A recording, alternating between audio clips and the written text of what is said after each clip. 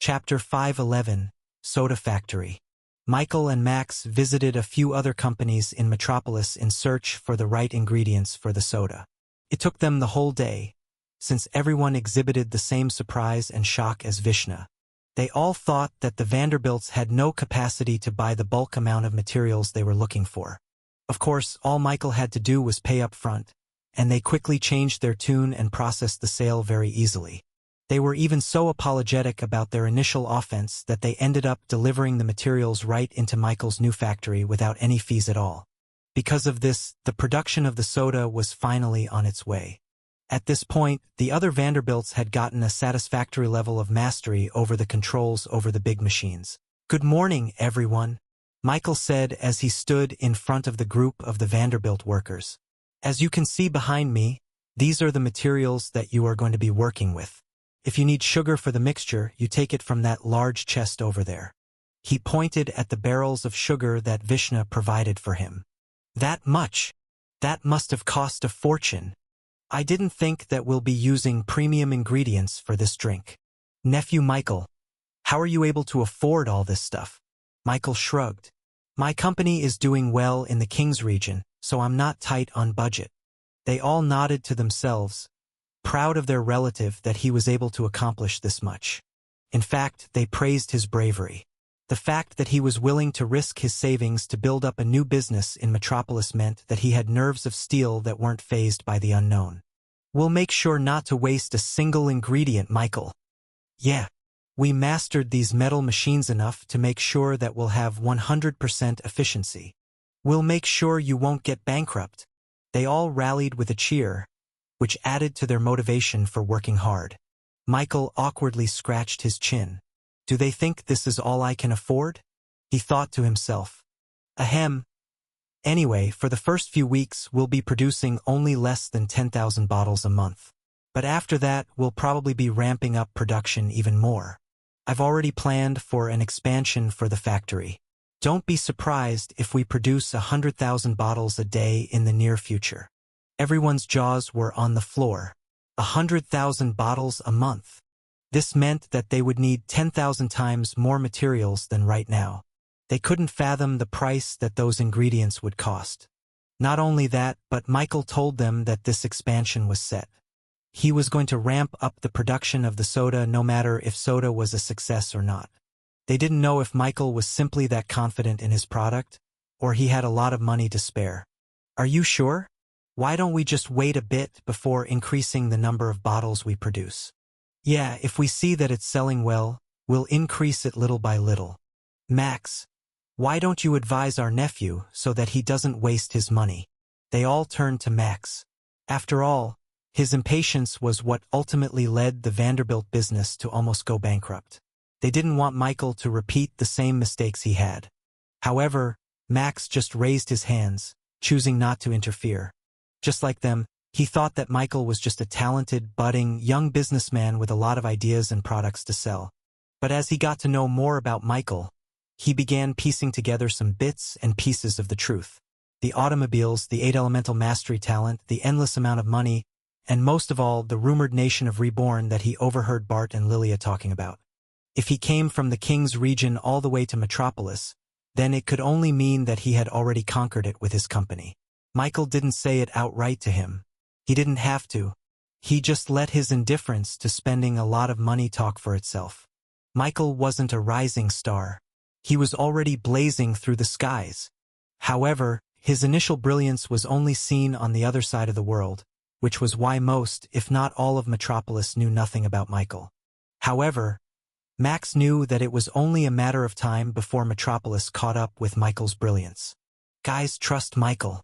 He knows what he's doing. Even if he wastes 100,000 bottles of soda, it won't make a dent on his pockets." The other Vanderbilts were speechless. They looked at Michael, who was silent and didn't deny the claim. It was at that moment that they finally realized how much they didn't know about Michael. Just how rich was he? The soda factory finally started its production. The sounds of heavy metal pounding into another metal resounded through the walls. The scent of bubbling soda wafted through the air and out the vents. And most of all, The feeling of that satisfying pop echoed as the caps were installed inside the glass bottles. The Vanderbilts manually loaded the soda bottles onto the crates and stacked them on top of each other. By the end of the day, there were almost 1,000 bottles of soda produced in the factory. This would be enough for the opening day tomorrow. He thanked the Vanderbilts for their efforts before they all went on their way back to their estate. And just as Michael was about to leave, he heard the sounds of hooves clacking on stone slabs echoing through the streets. He looked at the corner and saw a single-horse rider wearing a uniform of white and gold. He recognized him as the royal man who brought them into the Duchess' palace the other day. "Greetings, Sir Michael." The man got off of his horse and bowed at Michael. He then took out a scroll from his pockets and began reading it out loud. "On behalf of the royal family, dearest congratulations to the successful production of your magnificent soda. The royal twins would like you to know that they would be visiting your establishment early in the morning to be your very first customers. They hoped that you made enough soda to fill an ocean." Michael chuckled to himself. "Tell them I'm thankful for their support. The taste for the soda will be different from the usual, but I know that they'll like it too." The royal man nodded. "Very well, there is just one question left, and it is from the Duchess herself. What is the name of your soda product?" Michael thought about it long and hard. Eventually, he came up with something that was still branded to the Reborn name while also fitting for a soft drink. Rebirth Dew. Chapter 512. Commotion in the Palace. Deep in the night, just a few hours before Michael finally opened his soda business now called Rebirth Dew, something was stirring inside the Duchess' castle. The usually calm night of Metropolis was now replaced by frantic running and shouting from the guards. Even when it was time for the horses to go to sleep, there were still carriages coming in and out of the castle plateau as if something big was occurring in the palace. The Duchess' Secret Service tried their hardest to keep the noise to a minimum. They deployed all sorts of illusions within the castle walls, intending to obscure anyone from peering through. Meanwhile, the innocent civilians who were awoken from the sounds of soldiers marching in the night were given the excuse that it was simply a military exercise. But of course, some of the eagle-eyed members of Metropolis were able to see from far away that something big was happening inside the royal walls. Alaric looked out of his window towards the castle in the distance. His eyes were piercing yet gentle, confused yet discerning. "What do you think it means?" Perseus asked from the corner of the room. As expected of Alaric's right-hand man, he was immediately alerted of what was happening. "The soldiers are deployed. Do you think the Duchess was attacked or something?" Alaric shook his head. "No. If the Duchess' life was in danger, bells would be ringing and the royal family would ask for help from the other major factions. This is different. It looks like they're caught off guard and are trying to catch up. They're in a hurry. As for what, I don't know." Perseus nodded. "I'll have our informants try to find out as much as we can." Meanwhile, inside the magic tower, the wizards of the Guild of Arcana were once again gathered at the top floor to have an emergency meeting. This time, though, it wasn't about a supremely talented boy who was full of surprises. This time, they were talking about the abnormal movement in the Duchess' palace. Such a large illusion spell around the castle walls was easily discernible to the likes of these senior wizards. "Tower Master, should we send a representative to the royal family? We should have the proper authority to have them tell us the truth." The Tower Master shook his head. "If they wanted us there, they would have called us first. If they wanted complete and total privacy, they would have asked me to create their illusion spell. We wouldn't even be talking about a commotion right now if I did it. The fact that they didn't ask for me means that the matter is of extreme secrecy that even I am not privy to." The other mages turned silent. They could use their magic to peer through the veil and find out the truth through brute force, but that would sully their relationship with the Duchess. It was not worth it. "I have a feeling that we'll find out about it soon enough," the Tower Master said, closing his eyes. It was at that moment that the door to their room burst open, and another senior member of the wizard group came inside in a haste. "There's been a development, Tower Master. The spell that you cast all over Metropolis worked. We were able to see other abnormalities in movement." And the exhausted wizard gulped. It seems that Barnaby Stinson was personally asked by the Duchess to visit her castle at this very moment. He is on the way there now as we speak, guarded by her secret service. The tower master leaned on the table, with his hands clasped together in thought. This is about the auction, he realized. The Duchess worked so hard to keep the commotion a secret that even the magic tower was not given any information. Yet Barnaby was invited inside. This was no coincidence, given that the auction was only a few weeks away from happening. On the other side of the castle, the nightly court experienced a similar explosion of activity as the magic tower. The senior knights were immediately alerted from the sound of soldiers marching deep into the night. They awoke and immediately reported to their superiors' quarters.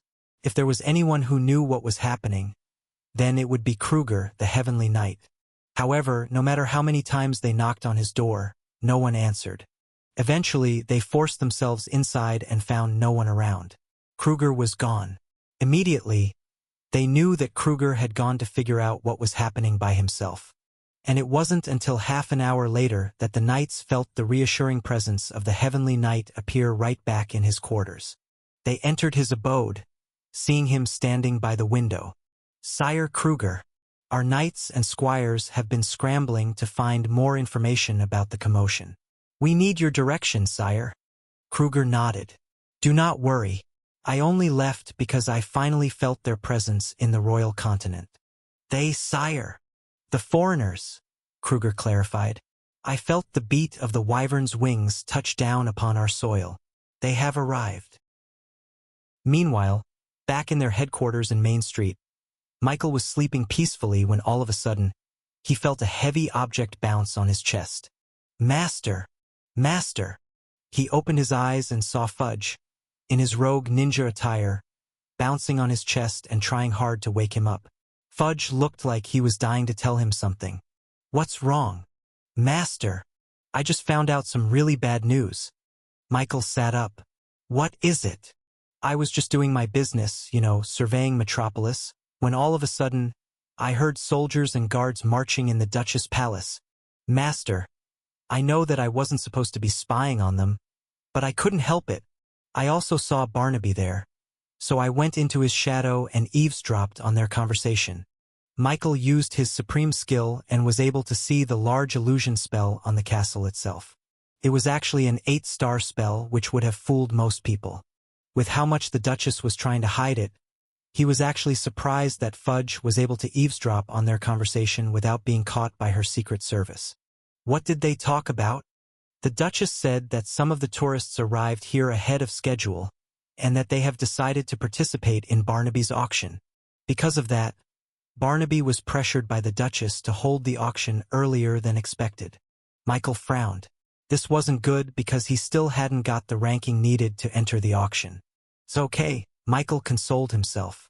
"My estimation for our sales will give us enough sales to increase the ranking." The best-case scenario was that the auction would be held a week from now. He was confident his soda would catch on with the general public. As for the worst-case scenario, he didn't want to think of it. He had a bad feeling. "When?" Fudge then jumped on top of his head. "At the same time that the Duchess guests will arrive. Tonight." Chapter 513, Day Rush. Early in the morning, before the sun had even risen, Michael had Jimmy and the rest of his crew come down to his room to discuss their current situation. Of course, he told them about the dire situation that they were in. "What is the ranking we need to participate in the auction?" Jimmy stifled a yawn and muttered, "At least in the top 400. Now, in Jimmy's opinion, the Reborn company was already in the top 400 of the rankings. However, the Daily Metro, the newspaper company who decides the ranking for the Golden 500, refused to accept his articles about the Reborn company's feats in the King's region. I've asked around and was able to find out that the 400th company is able to accomplish about 5,000 sales in a day. I think that as long as we surpass that sale, I'll be able to prove to the Daily Metro that we can get that 400th spot." Castell looked at the papers in her folder and spoke up. "If it's just 5,000 sales in a day, then we already accomplished that. Reborn is still popular in the Upperwood district because of the festival. Once we announce to them that we've opened our doors, We can expect double that amount in half a day. Jimmy shook his head. I'm afraid that's not going to work. We only have 1 day. Scratch that. We only have about 18 hours to get that ranking. If we're given enough time, then I can easily convince the Daily Metro to give us the appropriate ranking. But if we demand them to change our rankings within a few hours, we'll really have to show them that we deserve that spot, without a shadow of a doubt. If we just do the bare minimum, they won't accept it. We need to make a splash. We need to blow our competition out of the water so much so that they'll be forced to give us that ranking. Michael only had 1 day to reach that goal. He would have been very confident if he had a week to do it. Even 3 days was very much doable. However, just 1 day to do it would be at the very limit of what was even possible. The problem was not the products. It was proven time and time again that once people tasted it, then they would be willing to purchase it again. The problem was the fact that the Reborn company was still unknown. Lord Michael, it may be crass, but we can use the shadow orcs to try and manipulate customers to try out our products. It'll solve our problems very easily, Shiina suggested. That was also Michael's first idea. But of course it was just an idea. He wouldn't actually do it because it was unethical. Thankfully, Jimmy's words gave him an idea. Jimmy, do you know who the Rising Six are? The rookie Rebornian journalist nodded his head fervently. Yeah, I know them. They're practically the talk of the town constantly, especially during these past few days. They're all busy making moves and preparing for the auction. They're popular, right? Michael asked, a smile forming on his face. Would you say that defeating them in sales would be enough of a splash to get us that ranking? Jimmy stood up, shocked at what Michael suggested. What are you planning? We'll compete with one of them head-to-head in a battle of sales. Once we have proof that we bested them in number of sales, then the Daily Metro would be forced to give us that ranking, correct? Yes, but... Jimmy was speechless. Sir Jimmy, who is the weakest among the Rising Six? Castell asked. Young master, I think we have to target the weakest to prove our ranking. Jimmy loosened his tie, exasperated.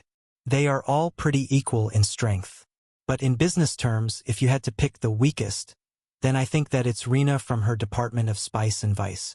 Though she has recently shown that she can improve in her rankings. Who's the strongest? Michael asked. Right now, it's Beauregard from the Pyramidic Cuisine. She is a tremendous chef that showed great ingenuity and skill. All of her new drinks and food items are always sold out. Michael smiled, almost chuckling. She sells drinks? Then it's decided. We'll target her. Jimmy almost couldn't believe what Michael was saying. It was as if he didn't want to succeed in the rankings. Really? If we target her, then we'll only make it harder on ourselves. Jimmy shouted, almost begging Michael to reconsider. You said it yourself. We need to make a big splash. And what bigger splash can we make if it's not defeating the top one of the Rising Six? Jimmy didn't think that Michael would come up with such a plan. It was crazy because the Rising Six were considered the best new talents of this generation.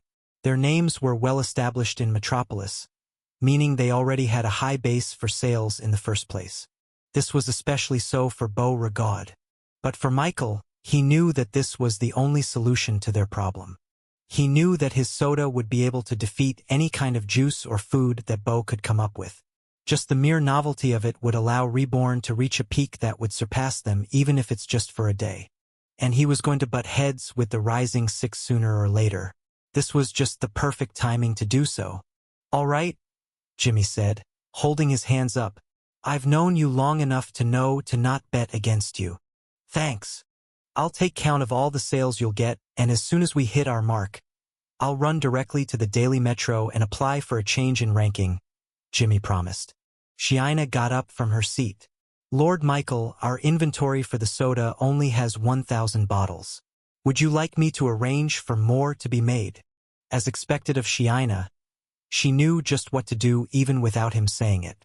Yes, I'll do it myself if I have to.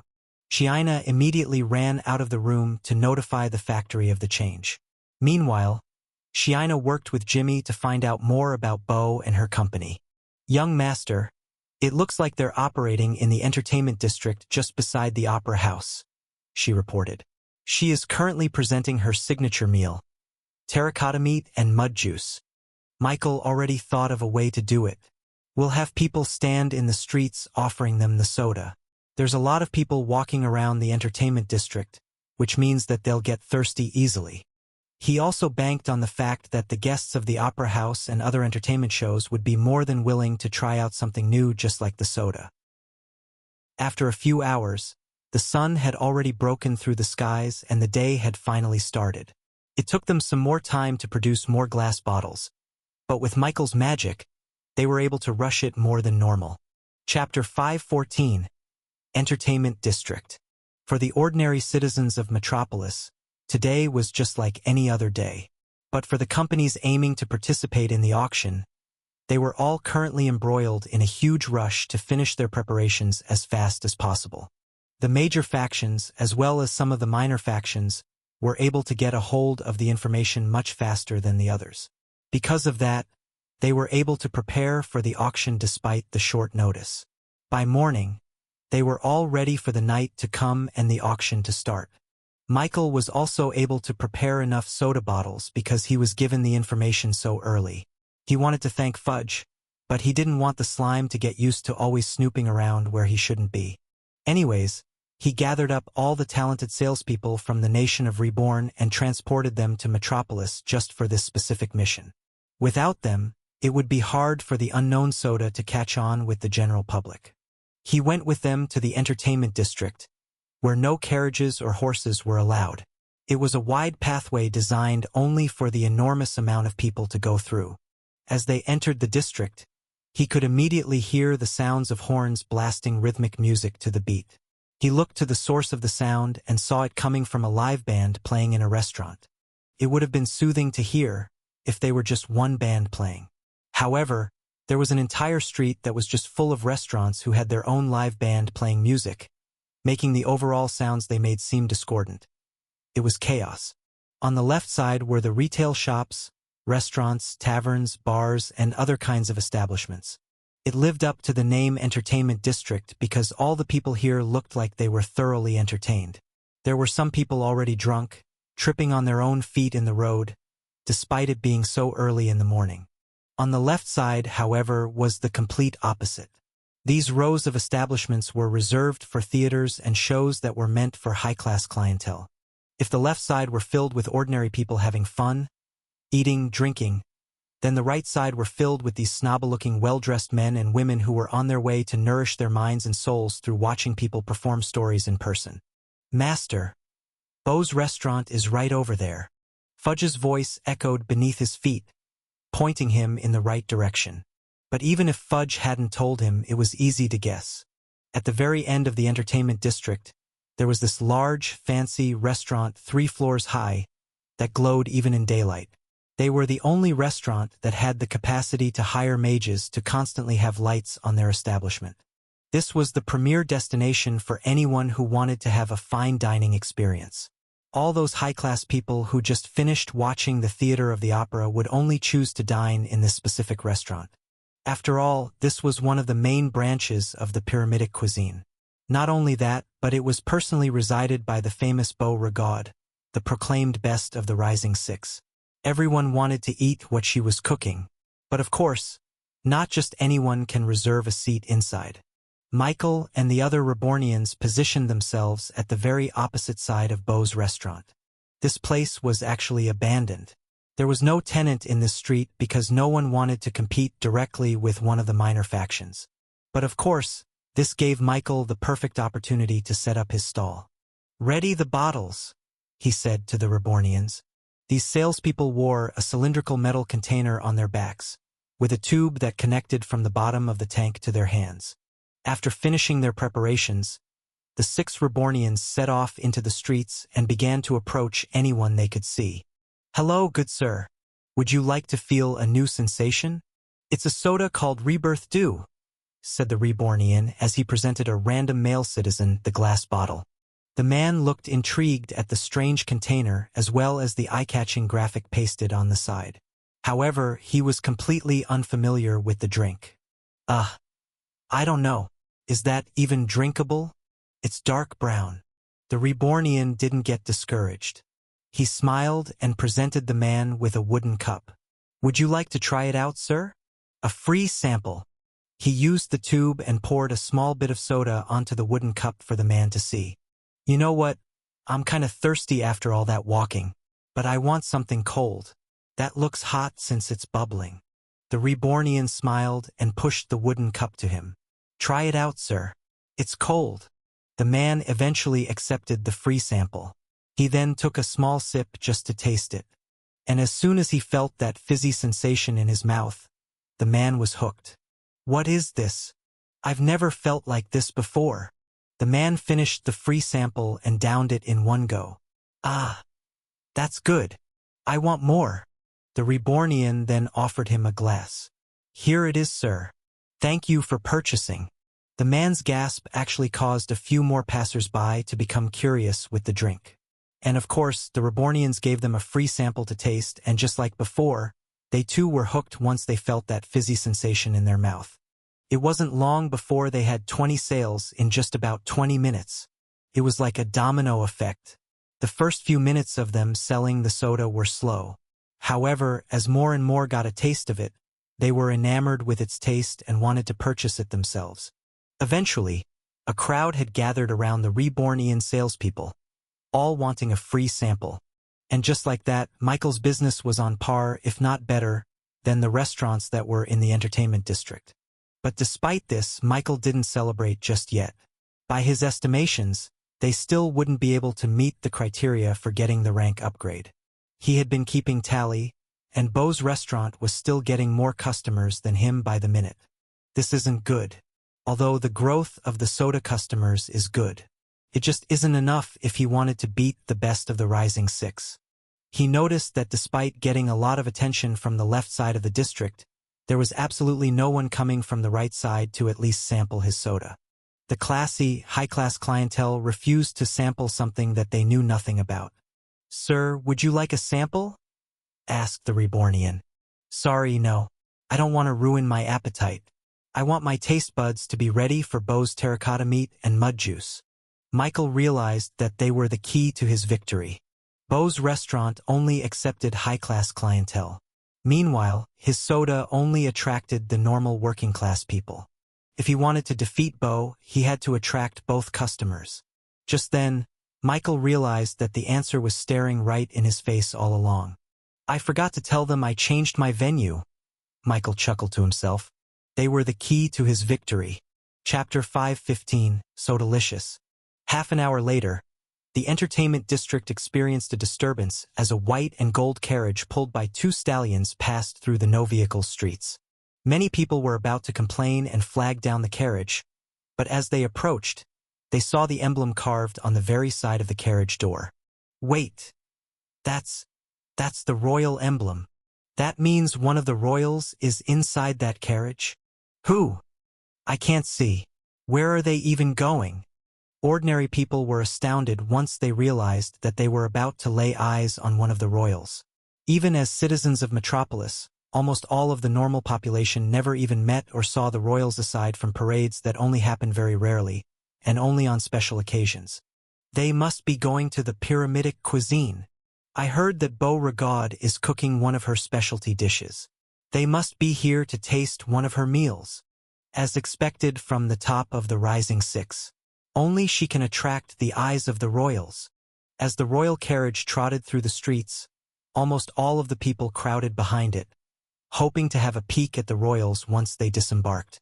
Eventually, the carriage stopped just at the end of the district, which was where Beau's restaurant was located.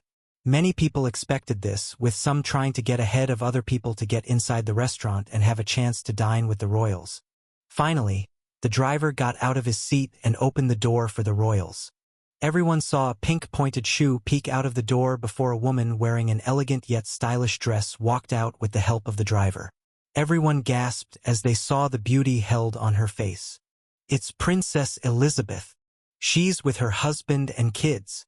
Right after her, her two boys eagerly jumped out and held the hands of their mother. Elizabeth's husband got out of the carriage and closed the door behind him. Meanwhile, the driver walked to the other side of the carriage and opened its doors as well. This time, a handsome face in princely attire and well-gelled hair walked down, carrying his 2 daughters in his hands.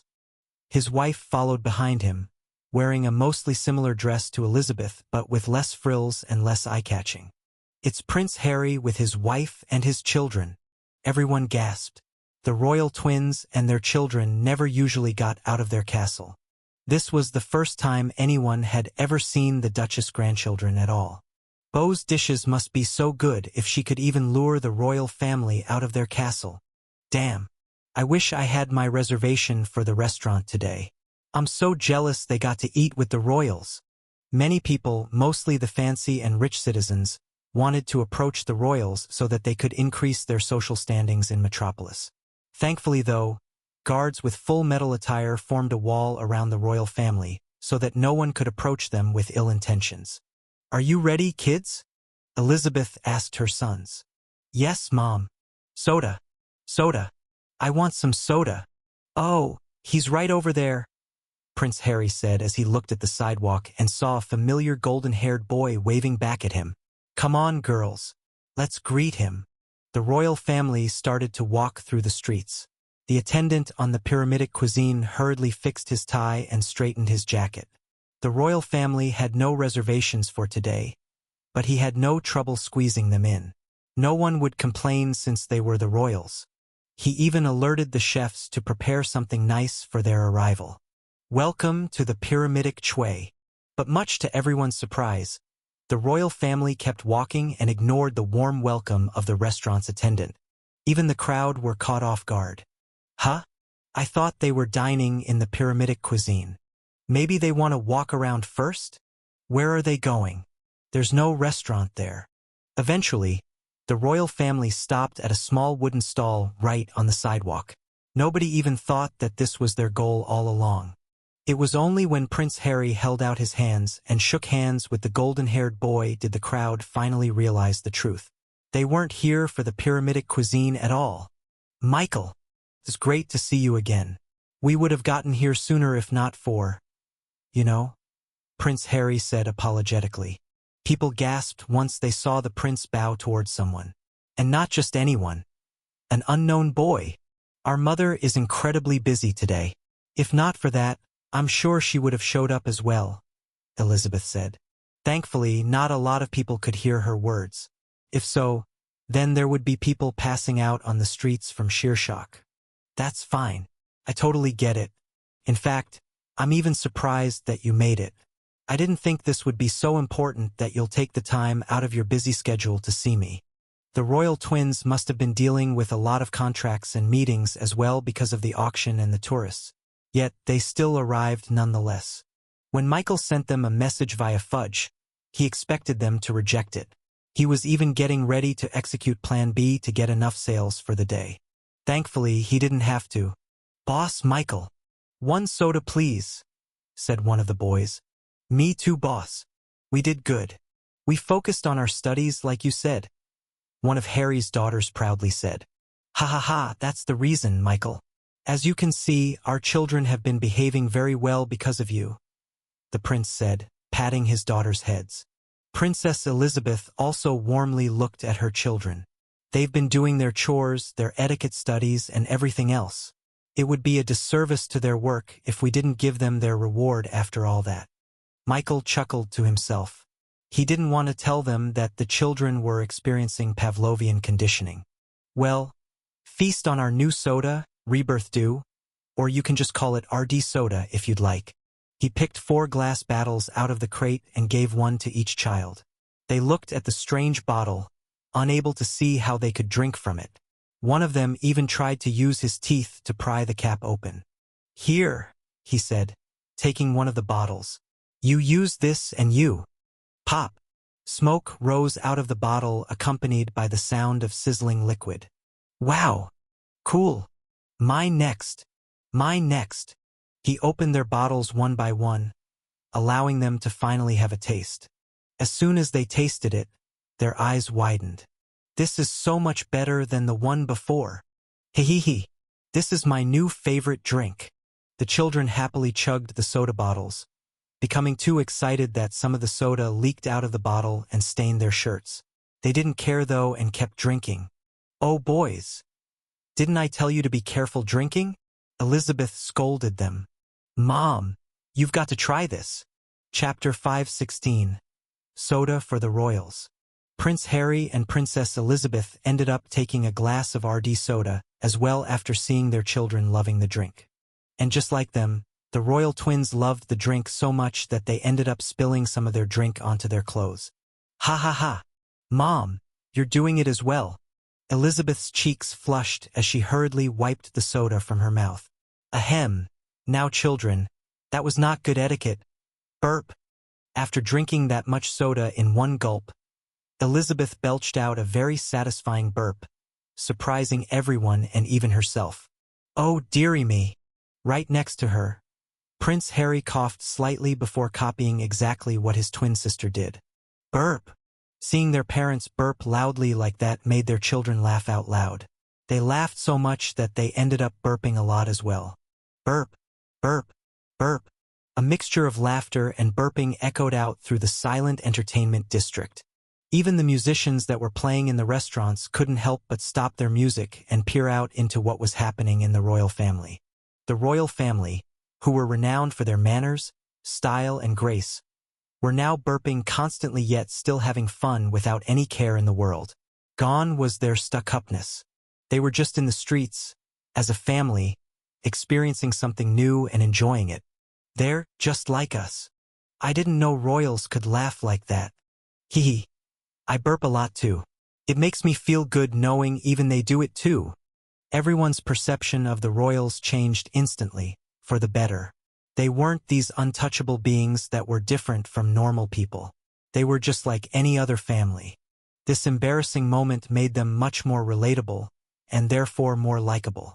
Those that disliked the royal family for their elitism couldn't help but renew their opinions of them. They weren't pretentious or egotistical as they first thought. And because they were likable, many people wanted to become like them or at the very least do what they did. Their influence as the royal family led them to become sort of like influencers from Michael's previous world. Anything that they did, the public wanted to do as well. What are they drinking? That drink must be something special. This must have been why they visited this district in the first place. I want to drink it too. I want to burp like them. Somehow, burping became cool. It was the new trend. And because of that, many people eyed Michael's soda bottles like they were made out of gold. They couldn't wait to purchase one for themselves. And the fact that they could only see about 100 bottles or so made them think that it was a limited quantity. This drove their desire to get the soda even more than before. However, the royal family was positioned at the stall, meaning they couldn't approach the owner to buy some soda. And it was at this moment that the Rebornian salespeople came in. They struck while the iron was hot. "RD soda here. Come get your own bottles. Free sample for everyone. Does anyone want some RD soda? Come and drink what the royals are drinking." Everyone quickly turned towards the 5 Rebornians with hunger in their eyes. "Me. I want one. One. Give me 5. Me too. Me too. Hey, don't be greedy. Save some for the rest of us." Those that were closest to the salespeople immediately shouted out their order.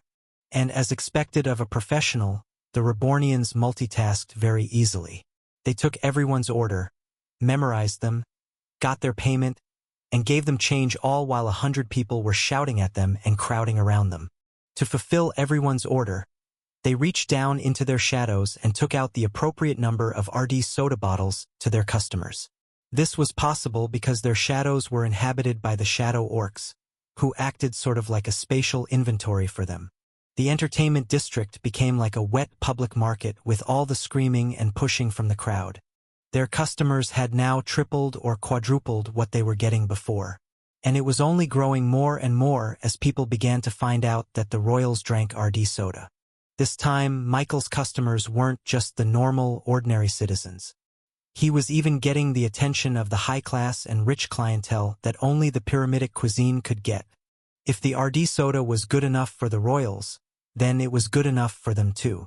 They used to treat RD soda as a low-class refreshment and didn't give it a second look, but now they treat it as exotic and hip. It won't be long before it becomes the rage in the upper-class circles. And this sudden burst in popularity was all what Michael needed. Once more and more people got a taste of soda, the more people realized that this was a completely new taste and experience. They were curious because of the royals. They stayed because of the taste. Harry approached Michael and gave him a pat on the back. "Congratulations on the success. It's all thanks to you guys," he said genuinely. Elizabeth shook her head and disagreed. "Your products are already good. It would have done well regardless if we were here or not. Still, as thanks to you, I'll send you guys 10 crates of soda bottles for free." The children cheered and celebrated like they had just won the war. Of course, he had to remind them to keep studying or else he wouldn't be sending them more soda in the future. "We promise, Boss Michael." After that, the royal family went back to their carriage and set off back to their castle, with the children peeking out of the windows and waving their goodbyes at Michael. Even after the royals bid their goodbyes to Michael, people still came into his stall to purchase the rumored RD soda. He actually sold more bottles after the royals left. It wasn't long after that did they finally reach their goal mark. 10,000 soda bottles sold in only 12 hours. And half of those hours were before the royals showed up. He had also been counting the sales that the pyramidic cuisine made throughout the day, and he estimated that they made about 8,200 sales. He beat them, fair and square. And if he had more bottles of soda ready, then they would have definitely sold more. Either way, Michael was happy that they got what they needed. And once he presented the sales number to Jimmy, the rookie journalist couldn't believe the news. "This is so good," he exclaimed. "This is enough evidence to say that Reborn deserves a rank in the top 400s. The fact that the royals showed up will give us even more credibility.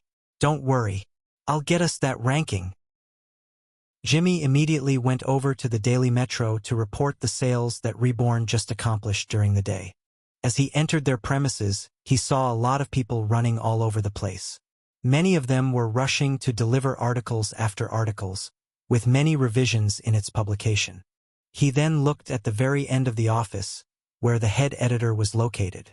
Chapter 517, Report to the Daily Metro. One of the head editors of the Daily Metro sat at his desk and grabbed his short pepper hair with such force and grip that one would think he wanted to go bald before he turned the age of 40.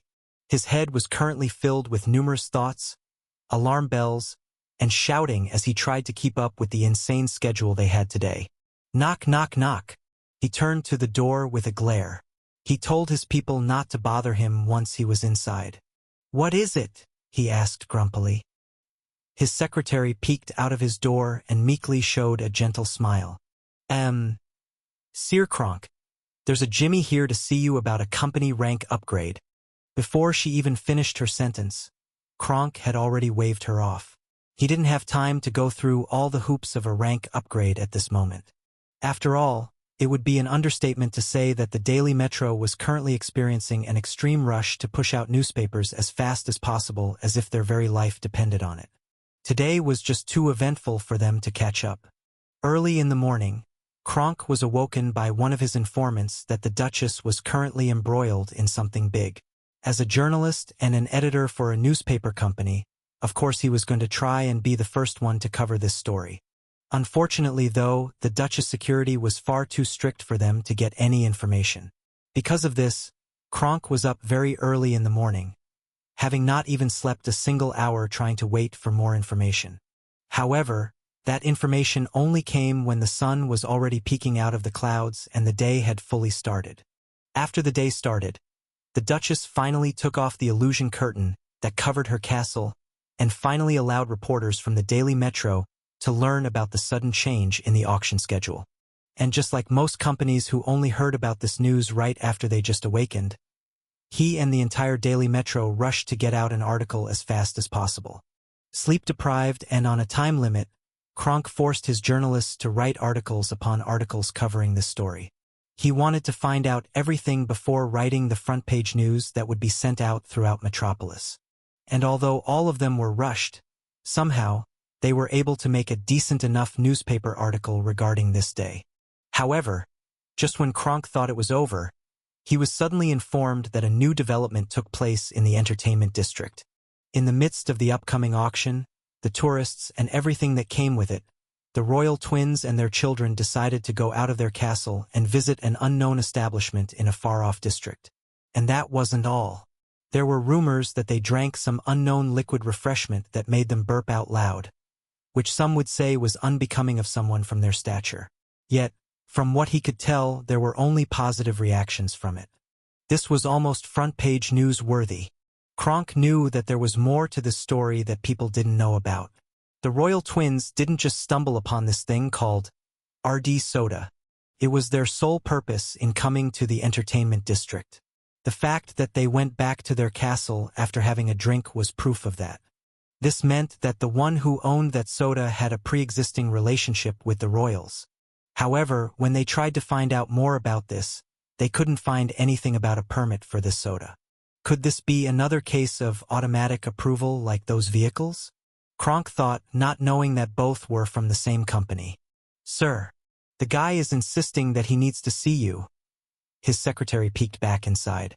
"Tell him I'm sorry, but I can't give him any time to talk unless he has some kind of information about the soda."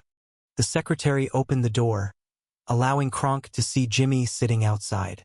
"Sir, he says that he knows all about the soda." Kronk stood up, his cigar falling out of his hands. "Send him here." Jimmy immediately walked inside, carrying a bunch of parchment paper at his side. "You know about this RD soda?" Kronk asked, readying his quill and ink. Now that Jimmy was closer, Kronk realized that he had seen this guy before. "Wait, weren't you the guy who requested a company upgrade of an unknown company from the King's region?"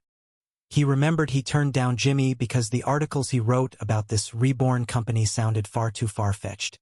Not only that, but in his opinion, success in the King's region didn't count.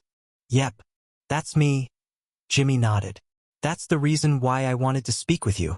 I'm here to report that the Reborn company has shown all the criteria to be upgraded in their rankings.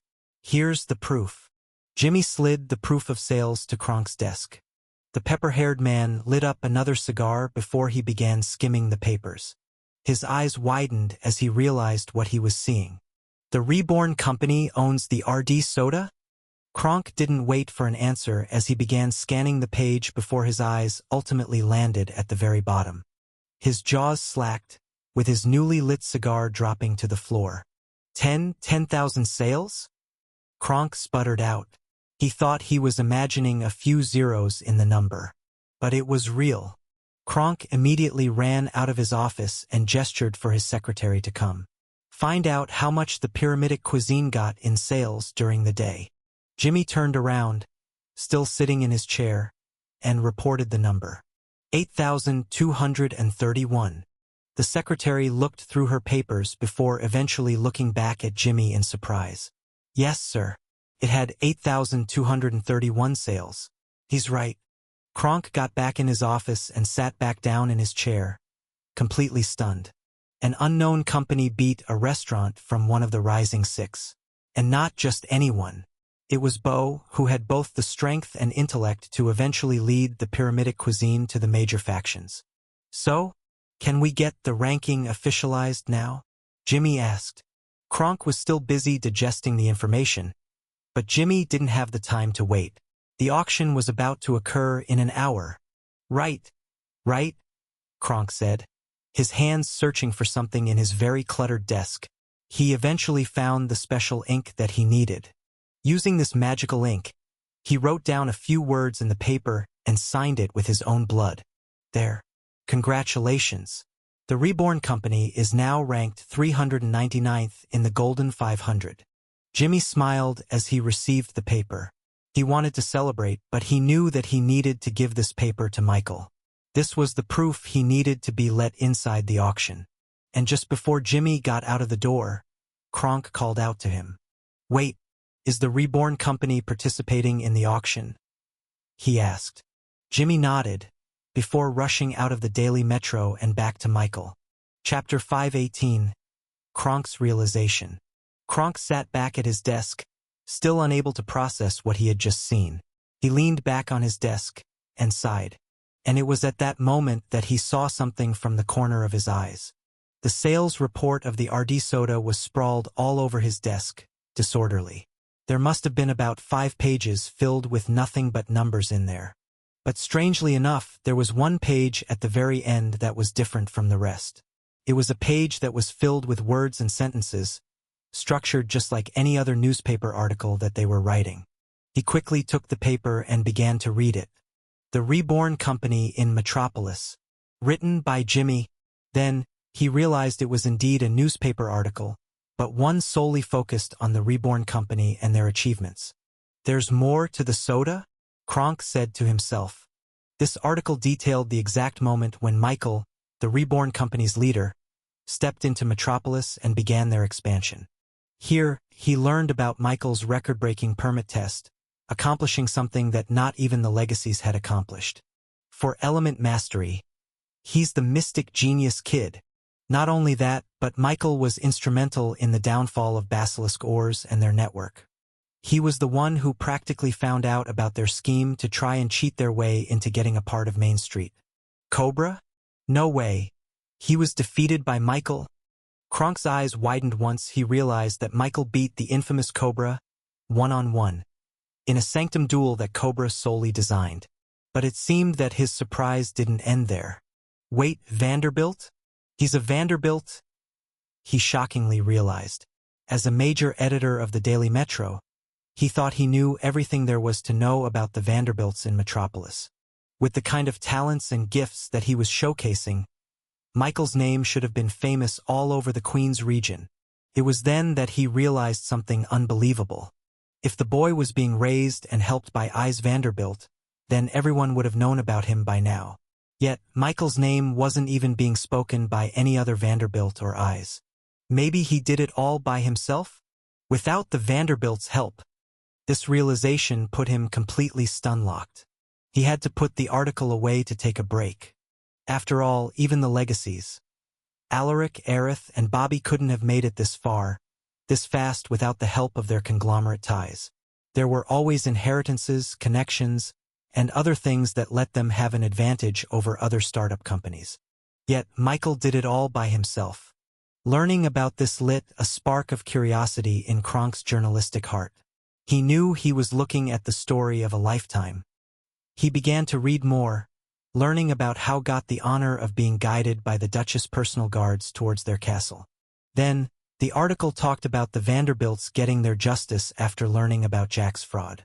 After that, Jimmy wrote about how Michael got the personal approval of the Duchess to release his products in Metropolis. A novice company got the seal of approval from the Duchess. That's impressive. What kind of products did Michael sell? Oh, was it the RD soda? It would make sense as to why the royal twins and their children visited his stall today. Wait, it's not about the soda? Then what is it? Automobile. As he read the description of this automobile, Kronk audibly gasped out loud, getting the attention of his secretary.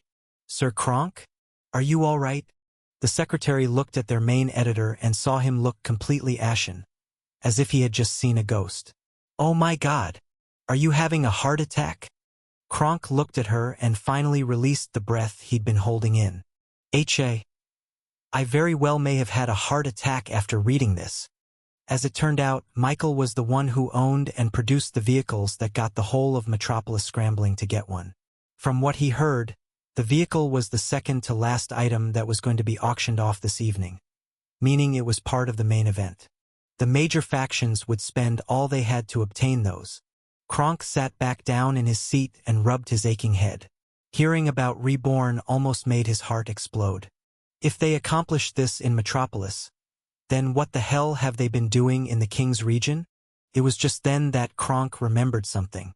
Jimmy begged him back then to read his articles about the Reborn Company and their accomplishments in the King's region. He thought that those were just lies, given how far-fetched some of it seemed. He hadn't even finished the whole thing before he immediately tossed it out. After realizing this, Kronk immediately got out of his seat and began rummaging his whole office to find those articles that Jimmy wrote. He overturned the desk, emptied out all the drawers, and he even ripped out the carpet on the floor just to see where they went. The other journalists saw this from the outside and thought that their main editor had finally lost his mind. But thankfully, after a few more hours and some help from his secretary, they were able to find the crumbled-up papers that Jimmy wrote. Kronk mentally prepared himself, lighting up another cigar, before diving into the entire history of the Reborn company. An hour later, his jaws were aching. From the very start of the article, he was speechless. Everything he read felt like fantasy. And if he hadn't just witnessed Reborn work their magic in Metropolis, then he would have dismissed it as nothing but hearsay. But now, Kronk believed that everything in the article was true. They were so exaggerated that no one could have thought of it. Immediately, Kronk fixed his desk and brought out his quill and ink. For the first time in 20 years, he was going to be writing an article for the newspaper. Usually, he relegated writing to his staff and simply just supervised them. However, this piece of news was so important that he decided to write it himself. He spent an hour furiously writing on the paper, writing down all of his thoughts and opinions about the Reborn company into one concise text that the citizens of Metropolis would love to read. In the end, he was satisfied with his work. He immediately wanted to publish this and have the word spread out to everyone who had eyes and ears. However, as he looked out the window, he realized that the sun had already gone down. The window for the publication has closed. Sir Kronk, we have already released the newspaper article about the auction, his secretary reported. Kronk could only curse his luck. If they had time, then this article could have been the front-page news of the day. Its importance was even bigger than the auction and the tourists. This will have to wait until after the auction is over, Kronk decided. Meaning, Metropolis would still be unaware of the lion hiding under their shadow. "Get me my formal attire," he said to his secretary. "I'm going to the auction. I have a feeling that things are about to get wild." Chapter 519, Auction Night. Michael sat in his chair, nervously tapping his feet on the floor.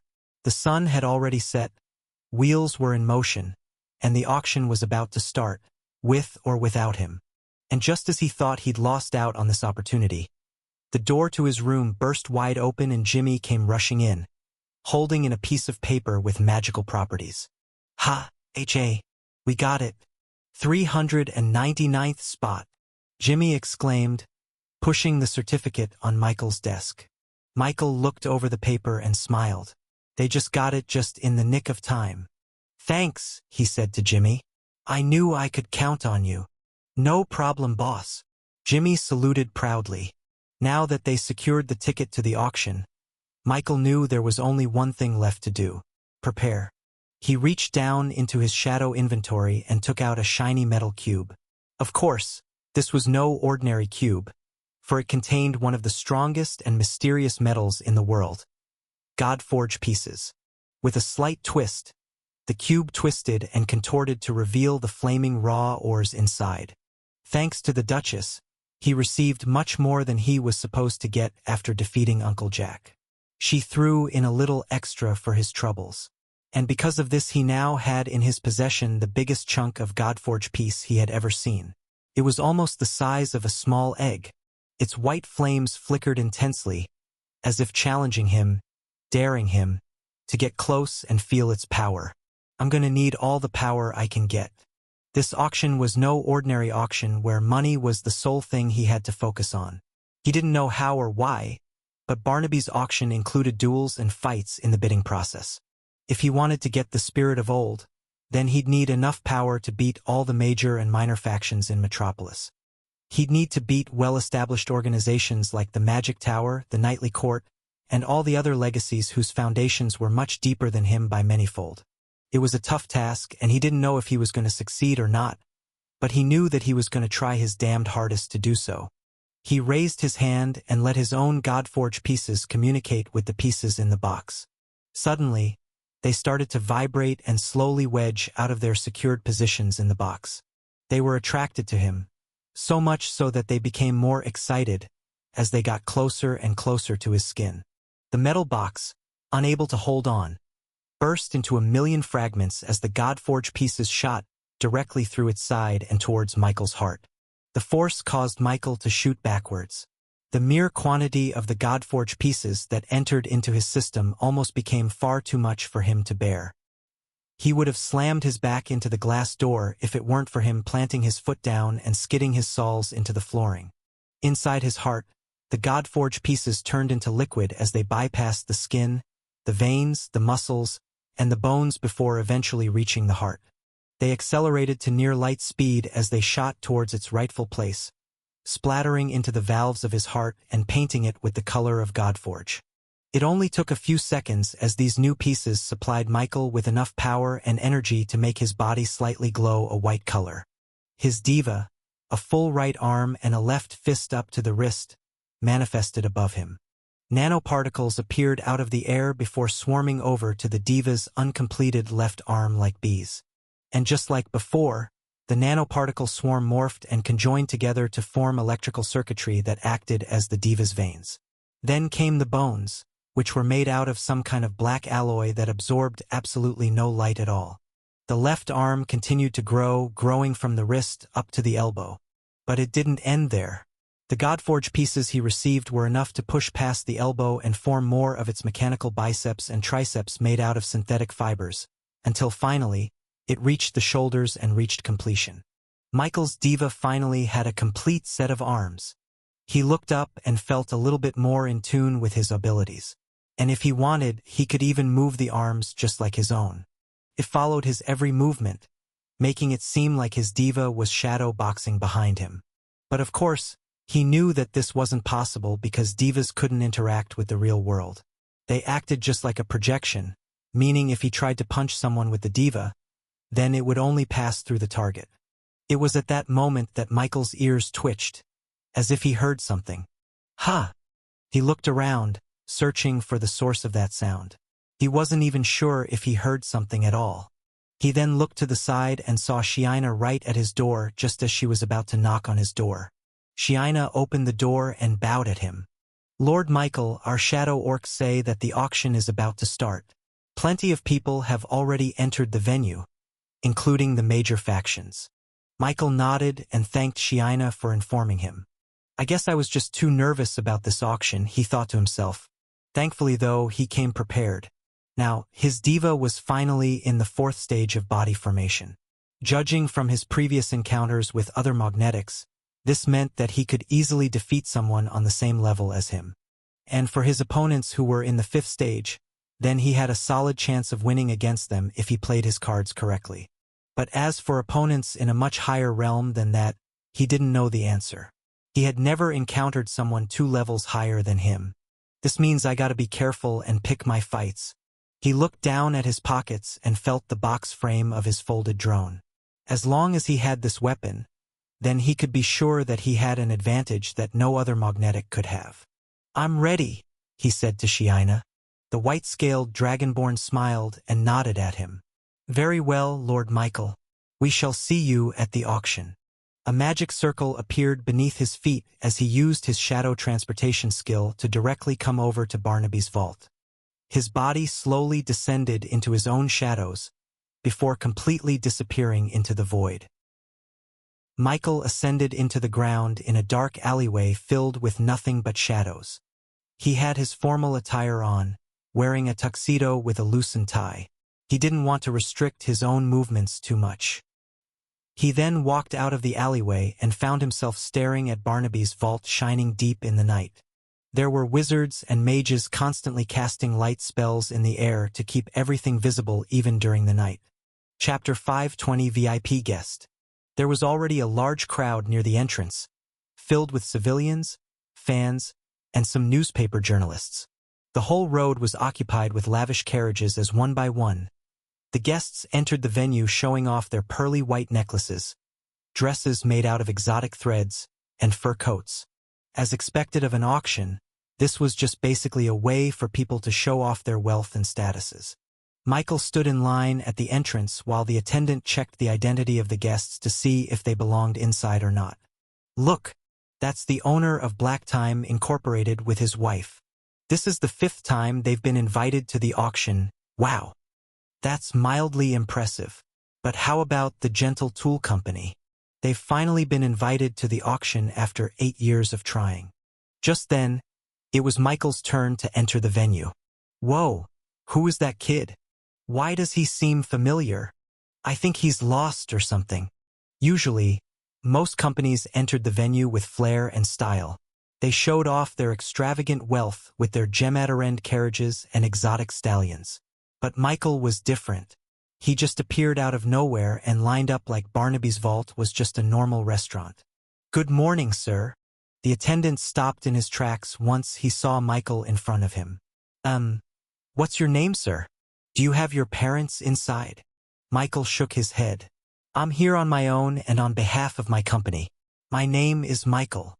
The man tried his hardest not to look judgmental as he scanned over the list of guests in his paper. And just like he suspected, there was nothing in there about Michael. But just as he was about to politely ask Michael to leave, he suddenly remembered that there was another list that Barnaby gave him. He looked at the different parchment papers in his desk until he saw one completely colored red. This was the guest list for the VIPs. The names inside this list included the likes of Alaric Goldman and, of course, the Duchess of Metropolis, Regina. He didn't even know why he was looking through this list, but his professionalism knew that he had to be thorough or risk offending someone he shouldn't have. And as he got to the bottom of the very short list, he saw it. Michael Vanderbilt. Not only was he on the list, but his name was also circled multiple times by Barnaby himself to emphasize his importance. They were all instructed to treat the boy with absolute respect, the same way that they would treat the Duchess of Metropolis. They were even told to inform Barnaby of his appearance so that he could personally welcome him. The attendant's eyes widened as he realized the mistake he almost made. He quickly stood up ramrod straight and bowed at Michael at a near 90-degree angle. Welcome, Sir Michael Vanderbilt. I apologize for the confusion. Please wait a little bit as Sir Barnaby will welcome you personally." Michael was about to tell him that there was no need since it was excessive. But the door suddenly burst wide open and Barnaby rushed outside with a big warm smile. "Michael, I'm glad you made it." Barnaby greeted Michael, cupping his hands together. "I forgot how fast this guy is," Michael remembered. "Hey, Barnaby. I got the ranking that I need. Here's the permit," he said, about to take out the paper from his inventory. "There's no need for that now," Barnaby quickly said. "I had my people stationed in the Daily Metro for the news of your company's new rankings. After all, without you, this auction would only be half as spectacular as I want it to be." Meanwhile, the rest of the people waiting outside couldn't help but look in shock and awe as they saw Barnaby greet Michael like he was some VIP. He didn't even do that when Alaric or the other legacies came in. "He knows Barnaby personally. Who is this kid? Does anybody know him? The boy is getting the VIP treatment. Someone must know who he is." If Kronk could see this, then he would vomit out in pain. As a journalist, he wanted the people to be informed of the latest news as soon as possible.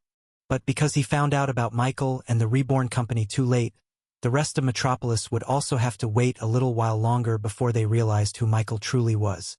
"Anyway, Michael, congratulations on an extraordinary feat. I heard from someone that you defeated Beau's restaurant in terms of sales for the day." "That's impressive." Michael took the compliment with a smile. "Thanks.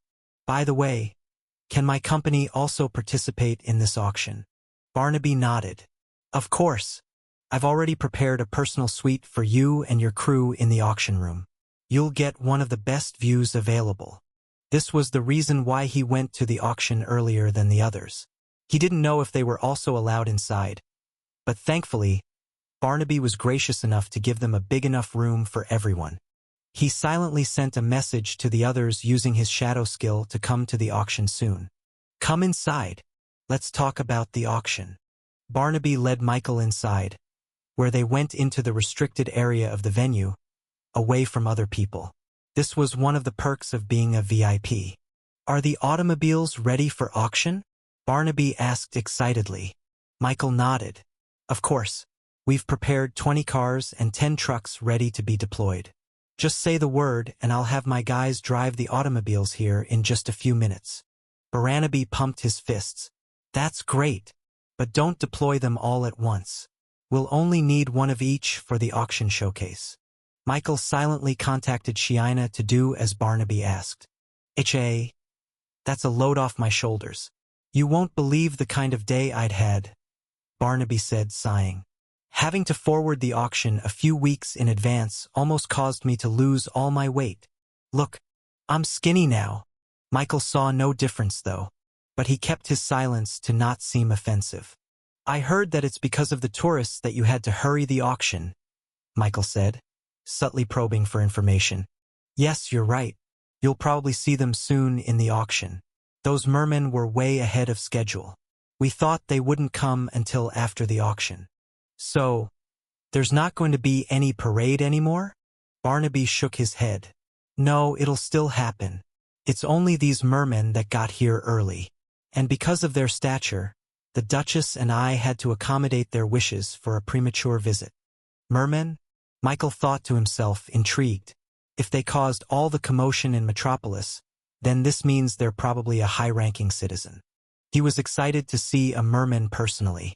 He didn't even know how they could breathe on land, but he guessed that there must be some kind of magic they used to keep themselves wet. They aren't going to be wearing some fishbowl helmets, are they? Chapter 521. Auction Rules. Barnaby happily led Michael to his own personal suite in the auction. He looked at the spacious room and saw a bunch of sofa chairs pointed right at the glass wall on the opposite side of the door. Look, said Barnaby as he looked down at the glass wall. You can see everything here. It's impressive, is it not? Michael looked down and was surprised to see that there was a large open room right on the other side of the glass wall. His room was located at the top, just like the suites and private rooms that you would see in a concert or a stadium. Although the auction venue wasn't as big as football fields, it was large enough for Michael to realize that this venue didn't look like it could fit inside the Barnaby's vault building. It looked far too spacious, meaning that the structure itself would have to be twice as big as it was currently seen outside. Michael used his supreme skill to see the mana disturbance in the air. He realized that the structure of the mana looked extremely similar to the pocket dimensions that he'd been on before.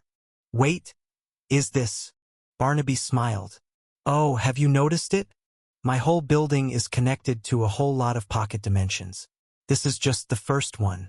After all, I pride myself in being a fine collector of pocket dimensions from all over the royal continent. If there's anything up for sale, no matter how big or small it is, I always make sure to buy it from anyone no matter the price. If I wasn't going to be an auctioneer, then my company would dabble in the discovery and trading of pocket dimensions. Michael didn't even know that pocket dimensions could be sold or constructed like this. He always thought that they were just pockets of spaces that were fixed to a spot and couldn't be moved. But as it turned out, there was a bustling trade of pocket dimensions happening all over the continent, and Barnaby just so happened to be the biggest buyer of them all. It must have cost a fortune. How did you even put them here like this? Barnaby laughed and wagged his finger. Oh, ho-ho, you won't get the secret formula from me so easily, Michael. Unless you want to exchange secrets, of course. Michael definitely considered the offer. Anyways, as you can see, there's a lot of other VIP rooms around you, Barnaby said as he pointed to the tinted windows that were located in a circle above the venue. This is usually just reserved for the major factions, but I had to pull some strings. Haha, it's my auction, after all. Below your room are the minor factions. The more successful they are, the further up they are located. If I may recall, the company below yours is the Pyramidic Cuisine. Michael looked down and saw multiple other floors with tinted glasses. There must have been about 10 rooms in a circle, going down 5 floors totaling 50 minor faction companies in total. And below them is the ground floor. This is for normal people who have the honor to witness the auction without having to participate in it. That's why they're located right next to the stage, right where all the action will occur. There was a white rectangular stage in the middle of the venue, surrounded by what must have been hundreds of seats in total, all occupied by men and women wearing fancy suits and dresses fit only for the high class. Isn't the stage a little too big? That's just where the items are going to be displayed, right? Michael asked. It was strange because it looked about as large as a basketball court. Ho ho ho, that's not all. Like I told you, that's where all the action will occur. To explain it simply, money isn't the only thing you'll be bidding in the auction. It's also some action. What do you mean? Barnaby then pointed at the stage. You see, in a normal auction, one would have to bid an amount of money that is bigger than anyone could afford, right? Now ask yourself this question. Why? Michael thought of the only answer he could think of. Because many people want the item for themselves, so they spend a lot of money on it. Barnaby shook his head. That is wrong. The reason why people do that is because the seller wants their item to be appraised at the highest level possible. If they just wanted to sell it, they could have sold it in any other store. Why an auction? The seller wants the best money for their item, and that's enough for them. But for me, that's just half of what's necessary. Normal auctions miss something completely: power. In my auction, one would have to not only prove themselves that they have the money to properly value the item, but they have the strength and power to keep it to themselves. Michael was surprised at the boldness of Barnaby's thinking. Upon first glance, it sounded excessive. Why fight if money could solve the problem? But then he remembered that, in this world, strength mattered just as much as money. If you had enough strength, you could duel someone and obtain what you need without buying it. This auction had the same principle as that. So then, how does the auction work? Do you bid money, or do you fight someone to prove you're worthy of it? Barnaby smiled. Both. During the auction, I will pose two questions. How much do you want to pay, and who do you want to play? Your bid into the auction has to come in two answers. One is your bid, and two is the name or names of the people who will fight for possession of the item. Michael knew what Barnaby was saying, but he couldn't understand it fully. Bidding the money was easy, but the second part was hard to comprehend without seeing it for himself. Just follow the lead of others, Barnaby suggested, seeing him slightly confused. And don't worry, I'll tell everyone what they need to bid in order to participate in the auction. If you want to participate in the bidding, and you think that you can accept the conditions of the bid, then you can tap on the glass and I'll know that you're in. Michael nodded. That sounded easy enough. He was only planning on bidding for the Spirit of the Old, which would only appear at the very end of the auction, so he had the whole duration of the auction to figure out its rules. Anyways, I have to go. Everyone awaits for the auction. Good luck, Michael. I'll be rooting for ya, Barnaby said, before rushing out the door with the speed of an Olympic runner. Michael was left all alone in his VIP suite, looking over all the other tinted rooms beside him. From what he recalled, there were only 6 companies or organizations in the major factions. The 3 legacies, the Magic Tower, the Knightly Court, and the Royal Family. And including him, there were 7 VIP suits in total. But as he counted them, he realized that there were actually 7 of them all in all. Chapter 522, Mermen. That must be where the mermen were located, Michael guessed. Are they participating in the auction, or just watching? He was kind of excited to see them in person. People had to fight for the items, meaning that if the mermen wanted to participate in the bidding, then they would have to show off their powers as well. He didn't know if mermen worked the same as humans or demi-humans, so he was curious at what kind of power they had in their bodies. Should I? Michael contemplated using his supreme skill to peer through the glass and see the light mana signature in their bodies. It would be easy for him to know which room they were located in if he could see their bodies. Unable to restrain his curiosity, he activated his supreme skill and changed the way he saw the world. He could see mana clearly. It was as if he was transported in their world and acted as if he was a mana himself. He looked through the rooms, seeing many different kinds of people waiting on the sofas and looking over the tinted glasses. Finally, in the opposite room from his, he saw a completely different body unlike anything he'd ever seen before. Their bodies were mostly made out of water mana. That was how they breathed in land. They automatically converted the water mana in the air and breathed through it. And although the details weren't clear, he could see that their faces closely resembled that of humans. The only difference was their fish scales showing on the edges of their faces. Not only that, but they seemed to have webbed feet and hands resembling that of a frog's. But aside from that, they looked like ordinary humans. He should have known. Of course, they weren't going to be like the cartoons he saw from his previous world where mermen had heads of fishes and used fish bowls full of water to survive. That's enough snooping around for now. I don't want to get noticed by those guys from the Magic Tower. Anyways, he satisfied his curiosity. Just then, The door to his room opened and he saw the Rebornian crew arrive with amazed looks on their faces. "Lord Michael, we have arrived," bowed Shiina. "Look, guys. There's so many people down there," Zion said as he peeked out from the glass window. Vivi, Grieve, and Fudge followed suit. The four stooges smushed their faces into the tinted glass to see the auction venue clearly. "Ho ho ho. I haven't seen anything like this in forever. At least I think so. I don't know. I don't have any eyes. Ho ho ho." "Yummy emotions," Vivi salivated. "They almost have the same anticipation as when people are waiting in line for the roller coaster." "Guys, someone might see you there," Michael warned them. "Don't want to spook them. I don't know how they'll react if they see an undead 9-star realm skeleton general, a pixie queen, a dragonborn, and a slime all in the same room." Meanwhile, Jaku already occupied one of the couches for himself and took a nap. Omisu quietly sat beside him, silent and looking forward to Michael's commands. "Whoa! Is this the VIP room?" Max asked out loud. "Of course. My son deserves nothing less," Lilia bragged. Michael also invited some of the Vanderbilts for the auction. "Why? The more the merrier," as he liked to say.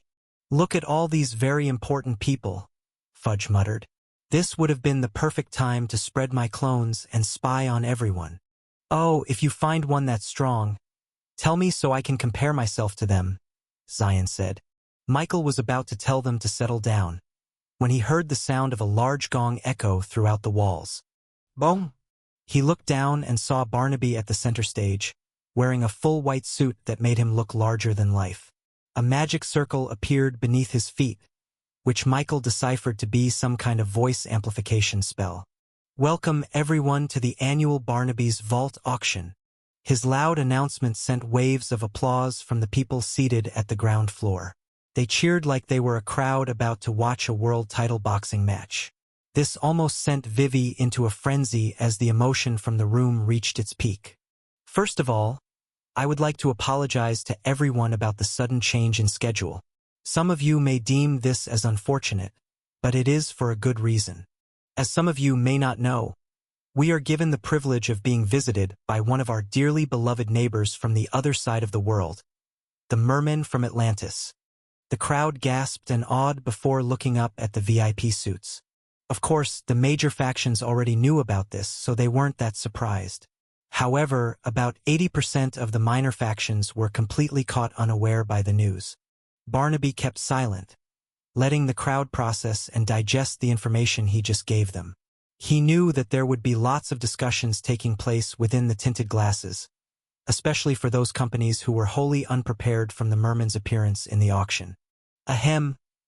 Ladies and gentlemen, the mermen would like you all to know that they are sorry for the inconvenience they had caused.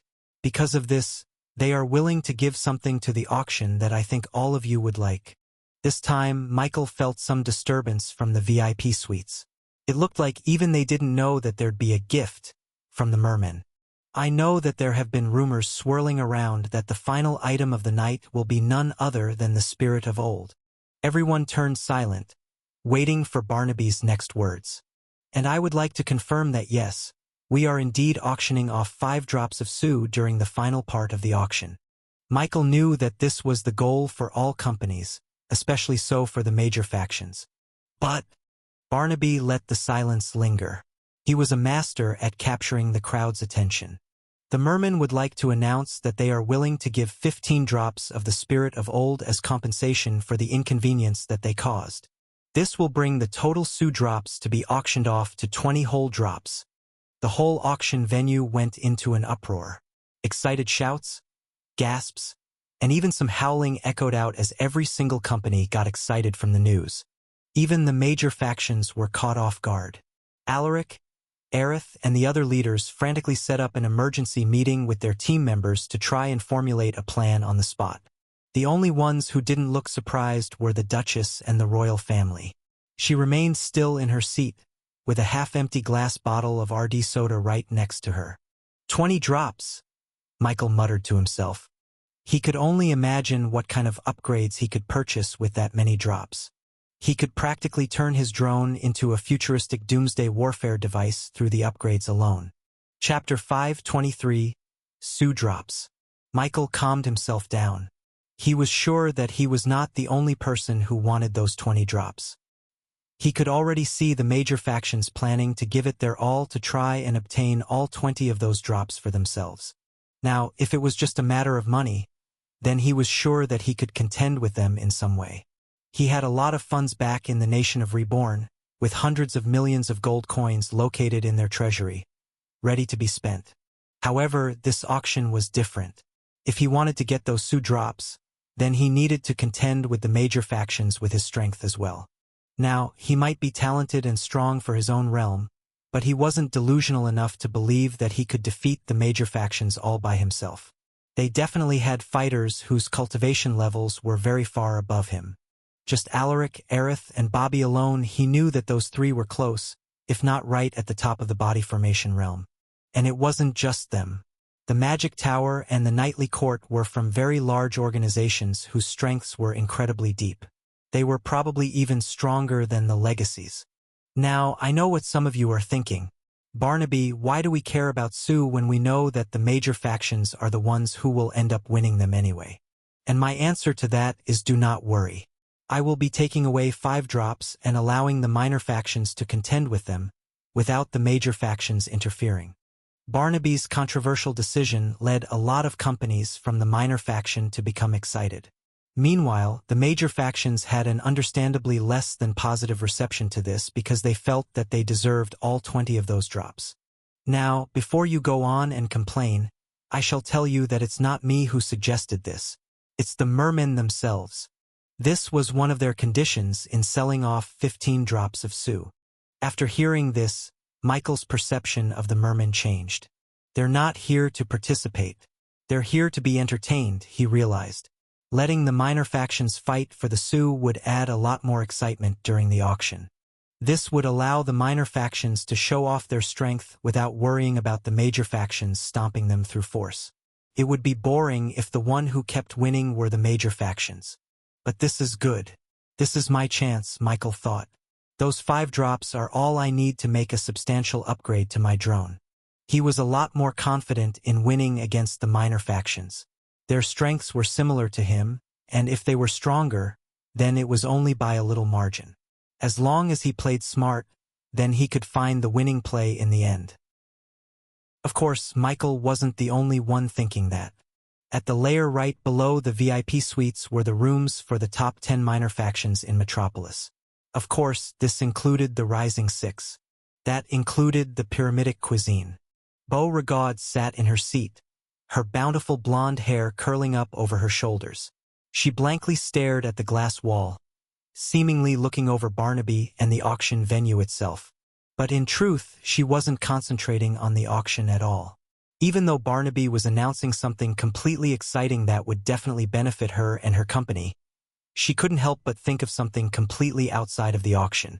After all, just before the auction started, she received a message that her newly created recipe, the terracotta meat and mud juice, didn't receive the top sales of the day. They got second. She thought that she would be able to use the successful debut of her new recipe to bolster her rankings in the Golden 500, therefore keeping her spot as the best star of the Rising Six. However, her plans were spoiled because of an unknown refreshment company taking over the entertainment district completely. She had never accounted for this. Never in a million years would she have ever anticipated this situation. Someone was able to beat her. It wasn't Rena from Spice Vice, and it wasn't any of the other Rising Six either. It was from an unknown company who mysteriously got the royals' attention for themselves. She hadn't even gotten the privilege of cooking for any of the royals yet. As she thought about it more and more, a smile crept up on her face. Despite losing to this unknown company, she wasn't mad. She was intrigued. She was curious to see the mastermind of the whole situation for herself. She had no doubt that someone like that could rival that of the Rising Six. Yet they remained in the shadows all this time. She crossed her legs and looked at the auction venue. "They're here," she guessed. "Where are you?" She scanned all of the rooms surrounding her, trying to peer through the tinted glasses, hoping to see a glimpse of this mysterious company. To be honest, she was more interested in meeting this guy rather than getting the sou. "Miss Bo, are you listening?" One of her attendants called out to her. It was at that moment that she realized that her team was still brainstorming ways to try and win the auction. They had to be strategic in how they used their resources properly. They had to know when to bid or when to let go. "It doesn't matter," Bo said to them. "As long as we get that sou, we'll have an advantage over every other rising six. They won't be able to catch up to us." Right next to her booth was none other than Spice Vice's private suite. Vishnu sat in his chair, while Rena paced back and forth through the room. "Calm down, daughter." Rena looked back at her father, her eyes seemingly lit afire. "This is our chance, Pa. If we get those sous, we can overtake the other rising six and become one step closer to Bo." Of course, Vishnu knew this all too well. However, he wasn't as excited or as worried as his daughter. "That's only if you can defeat the other companies vying for the sou. I know how to deal with the rising six, father. I've studied them. This is what I've been preparing for," she said with determination. "They're not the ones you have to worry about," Vishnu said, chuckling. Rena stared at her father in disbelief. "The boy again? Father, I don't even think they're in this auction at all. They didn't have time to get the ranking." Vishnu shook his head. "They got it. Today." "What?" Of course, knowing how much her father loved to talk about Michael and his company, Rena did a little bit of research all on her own. And she found out from public records that they were ranked 450 in the Golden 500. She knew just how impossible it was to move up 50 ranks in the span of a single day. And he's saying that they made it. Chapter 524. Auction. Start. "Without further ado, let's start the auction," Barnaby screamed, his voice echoing through the whole venue. The excitement in the crowd grew hotter with the anticipation. The companies, on the other hand, were just waiting for Barnaby to reveal the first item to decide if they were going to be purchasing it or not. "For our very first item, I have something very special up in store." Barnaby stepped away from the center stage to make way. And suddenly, a platform suddenly levitated out of the ground, revealing a rectangular box the size of a human person to appear. The item itself was covered in a red linen that slightly obscured its true nature. Still, one could clearly make a guess at what the item was because of the familiar shape and edges of the object. "Ladies and gentlemen, I present to you," Barnaby pulled down the red carpet, "a full set of dwarven armor, sword, and shield." Everyone feasted their eyes upon a magnificent piece of metal work. Even from far away, the clarity and the unblemished metal made the whole armor look like it was ripped straight out from heaven. "It's not just one. It's not just two. It's not just three. But 10 whole sets for you and for your crew. Companies, please place your bids, starting at 100,000 gold coins." As soon as Barnaby said those magic words, companies started knocking on their tinted window glasses to place their bids. Judging from the sounds of knocks, it looked like every single company from the minor factions placed their bids immediately. After all, one set of dwarven armor was good. 2 sets were great. But 10? That was a game changer. Being able to arm their major officers with supremely crafted metal armor would not only help them in the long run, but also in the short term, mainly the auction itself. Barnaby, even with all the chaos from the knockings, knew who was the first one to place his bid. 110000 from the Talon speak. Just then, another knock. 120,000. The knocking continued, leaving Barnaby not even a chance to voice out the bids. "Knock!" Barnaby excitedly pointed at one of the top rooms in the auction venue. "We got a 1 million bid from Spice Vice." It was at this point that the other minor factions decided to bow out and refuse to bid any higher. The cacophony of knocks that plagued the auction now turned silent. The dwarven metal set was good, but it wasn't that good. They had better ways to spend their money. A 1 million bid. Is there anyone that can top that? And as if accepting Barnaby's challenge, a knock immediately resounded out just right next to the Spice Vice booth. "We got 1.2 million from Crocodile Leather." Barnaby exclaimed. But it wasn't long after another knock resounded through the venue. Oh, a huge jump. 1.5 million is now the top bid, coming straight from Alligator Company. The crowd on the ground floor looked up in awe at 3 companies vying for the bid. They expected this. After all, they were all in the Rising Six. Whoa! The Rising Six are going to be spending that much on dwarven armor sets? It's not just the armor. It's the knowledge ingrained into those armors. I see. So they're actually vying to bid for a chance to learn how to make armors as good as the dwarves. Another knock echoed in the venue. Another contender. 1.6 million is now the bid, thanks to Angelic Crafts. It wasn't long after that did another bid come from another one from the Rising Six. 1.7 million. Courtesy of the Mountain Movers, exclaimed Barnaby. Spice Vice came up with another offer. 1.8 million. 1.9. 2 million. The Rising Six went back and forth on their bids, refusing to get outbid by the other.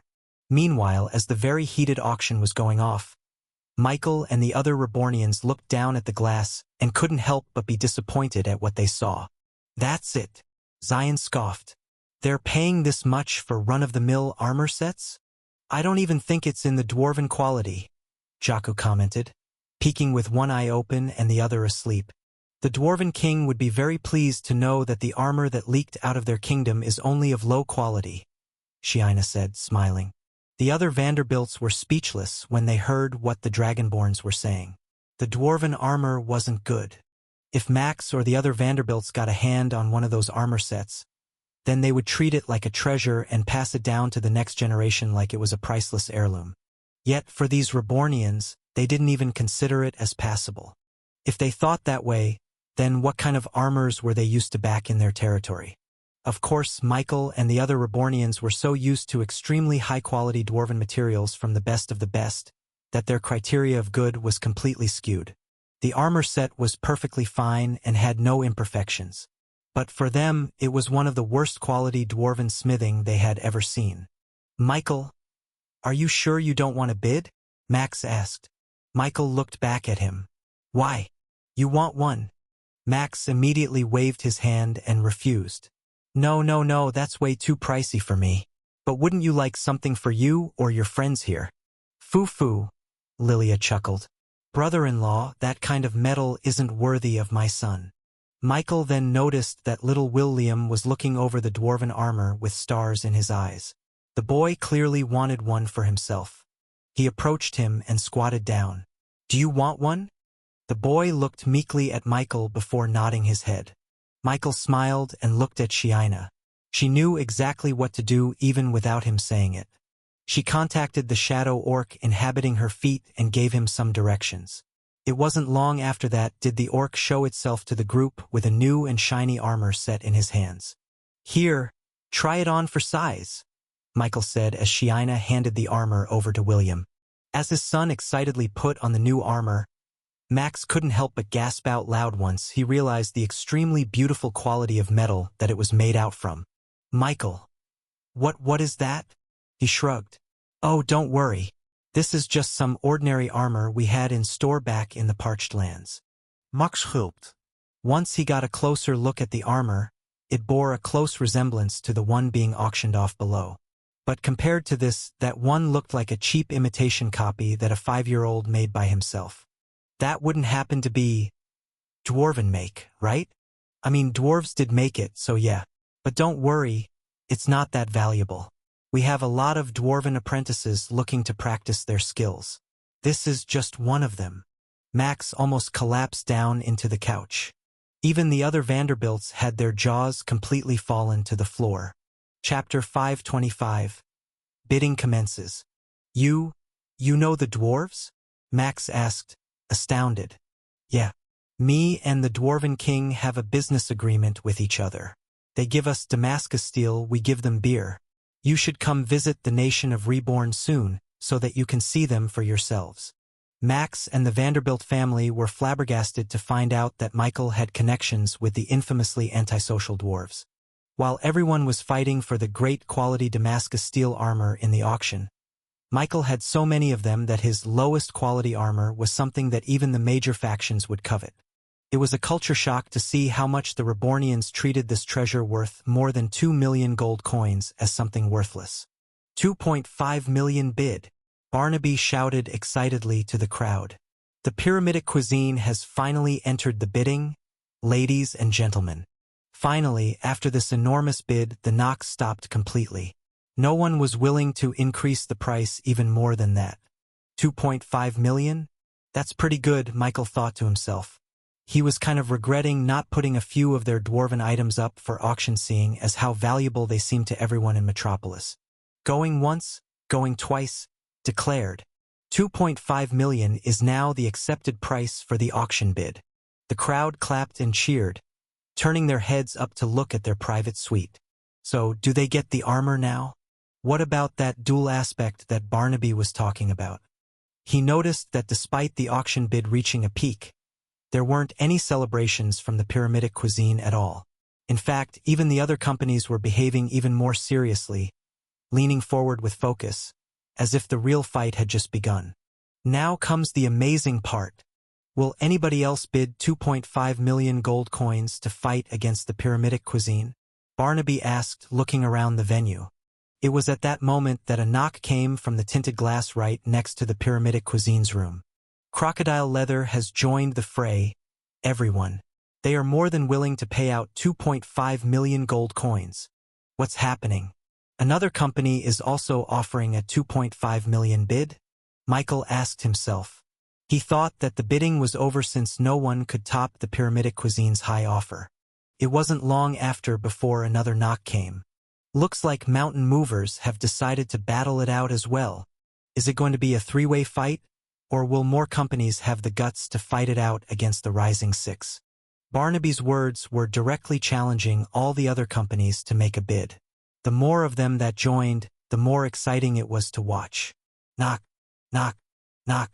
In an electrifying turn of events, the other Rising Six companies also decided to put their names forward with a 2.5 million bid. Going once, going twice. Declared. Wow. Ladies and gentlemen, I didn't think that we'd get to see a fight between the Rising Six so early in the night. Barnaby beamed. And now comes the second part of the auction. Barnaby stepped away from the podium and walked down into the stands. Once he was completely away from the white platform, he signaled with a bell for his workers to activate the spell, creating a large magic circle that completely encompassed the stage. Mana poured onto the magic circle from 5 wizards around the auction arena. The stage suddenly split in half, revealing a bright white light that seeped out of the cracks. The platform continued to crawl out of the arena, showing a very deep hole in the center of the auction. The crowd gasped with awe and wonder as they peeked out of the bright blue hole.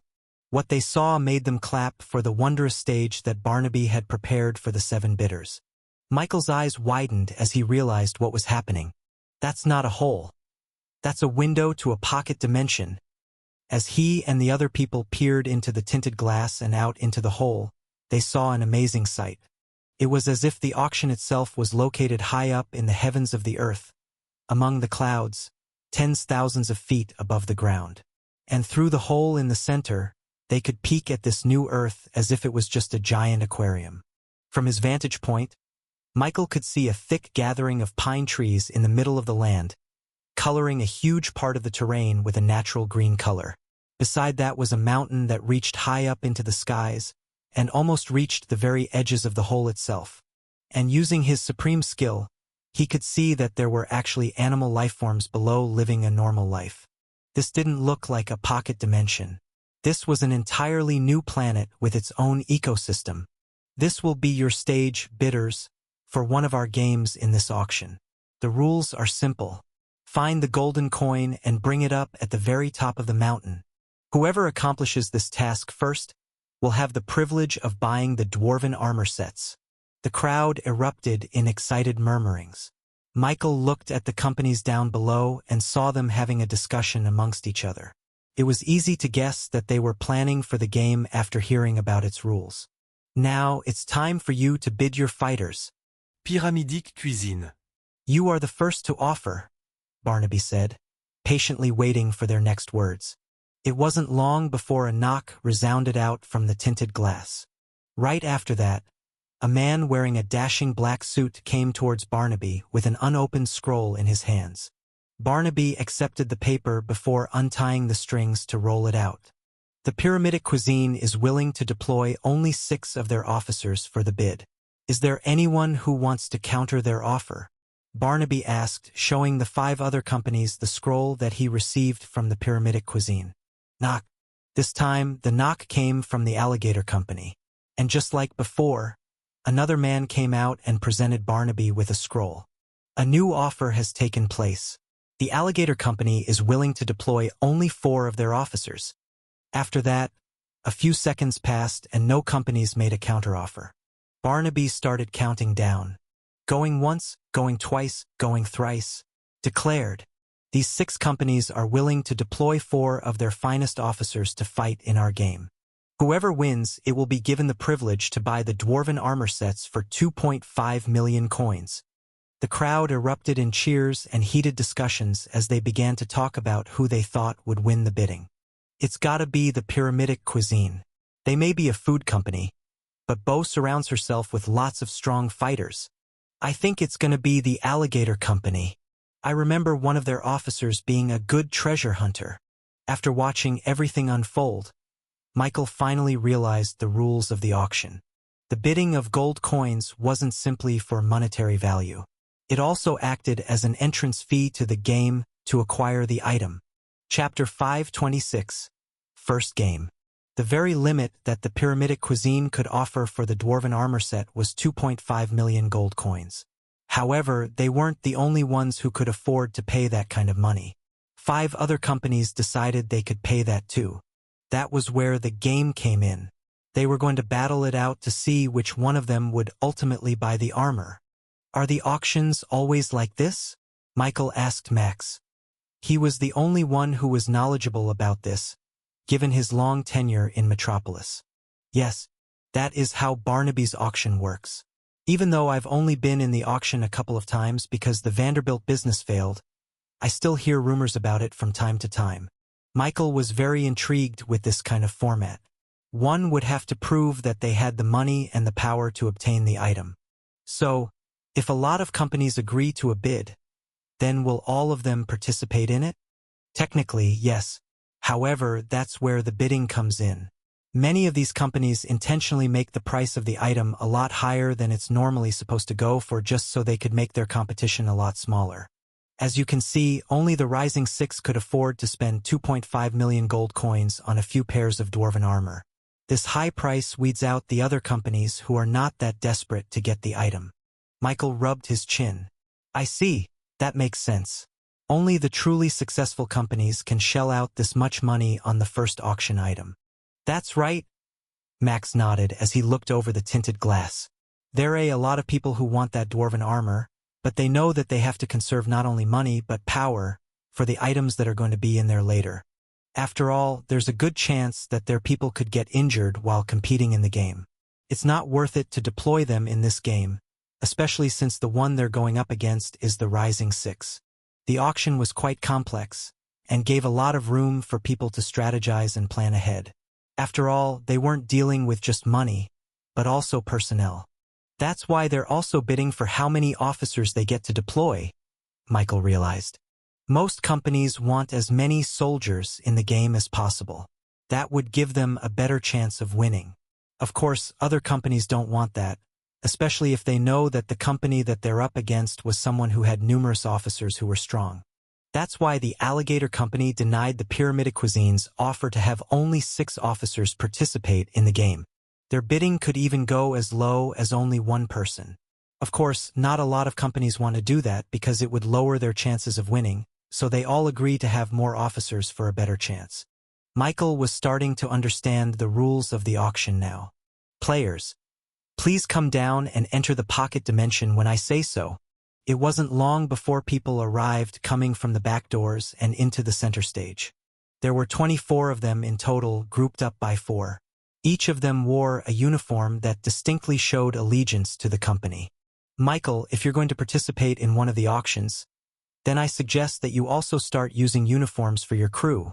Max advised. Some of the pocket dimensions that Barnaby owns will transport you and your teammates in completely different locations. He looked back at Max, realizing something. There's other pocket dimensions? Does that mean that there's other games? Yes. Each item up for bid will have a different game associated with it. It ranges from a simple fighting arena to a maze labyrinth where it is more than possible that no competitors meet with each other. Michael finally understood just how rich Barnaby was in terms of pocket dimensions. If he could have a different one for each item up for auction, then he must own hundreds, if not thousands of pocket dimensions. Look, they're starting to move, Max said, pointing below. Michael noticed that he didn't recognize anyone. Even though Spice Vice was included in the game, Rena was nowhere to be seen. Are there any restrictions for company owners to participate? Not really. If you're looking for the Rising Six themselves, they probably won't show up only if they really need it. They need to reserve their strength. Michael understood their reasoning. However, he would have liked to see them fight so that he could gauge his own strength against them. But that was probably the reason why they weren't going to show up, especially for the first item. At my mark, get set go. Upon Barnaby's signal, the participants jumped into the hole and disappeared into the pocket dimension. It was at this moment that the crowd began to take out fancy binoculars from their pockets. This was what allowed them to see what was happening down below. Michael used his supreme skill to observe everything with clarity. He saw that each team were all separated from one another, appearing in completely random spots inside the terrain. They all frantically tried to search for the gold coin in the ground, unearthing stones, wrecking bushes, and even felling trees in an attempt to get a better light from the skies. Our game has gone off to a great start. Who will be the first one to see the gold coin? I wonder. Barnaby commented on everything he saw unfold. Look at the second quadrant. The Alligator Company and Crocodile Leather have spotted each other. Will they ignore their rivalry to search for the coin, or will they try to take each other down? As more and more people scoured the lands for the gold coin, fights inevitably broke out. Barnaby did a good job figuring out which fight was interesting and pointing it out to the crowd. He gave them background information like their name, their affiliation, as well as the power difference between them. Oh my gosh! 2 fighters from Mountain Movers have been knocked unconscious. Wait. Look. Someone found the coin. A lucky fellow from the Pyramidic Cuisine held in his hands a shining gold coin with Barnaby's face stamped on it. Immediately, they rushed towards the mountain.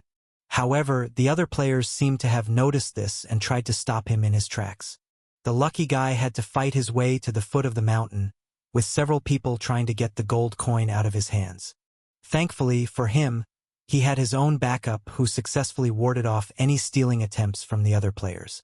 It wasn't long before the guy used his skills to jump through boulders and icy terrain, eventually reaching the peak of the mountain and winning the first item for his company. Congratulations to the Pyramidic Cuisine, Barnaby shouted, with the crowd howling and praising the winner for an exciting show. Even Max couldn't help but clap for the Pyramidic Cuisine. Bo's officers were incredibly strong and extremely skilled. It was a powerful show of force, telling everyone that it wasn't just Bo who was talented, but also her crew. Michael, do you see how good they are? That's what you should keep in mind later. Bo's surrounded by very powerful. But as he looked at Michael and the Rebornians, he saw that none of them were even paying attention. Chapter 527.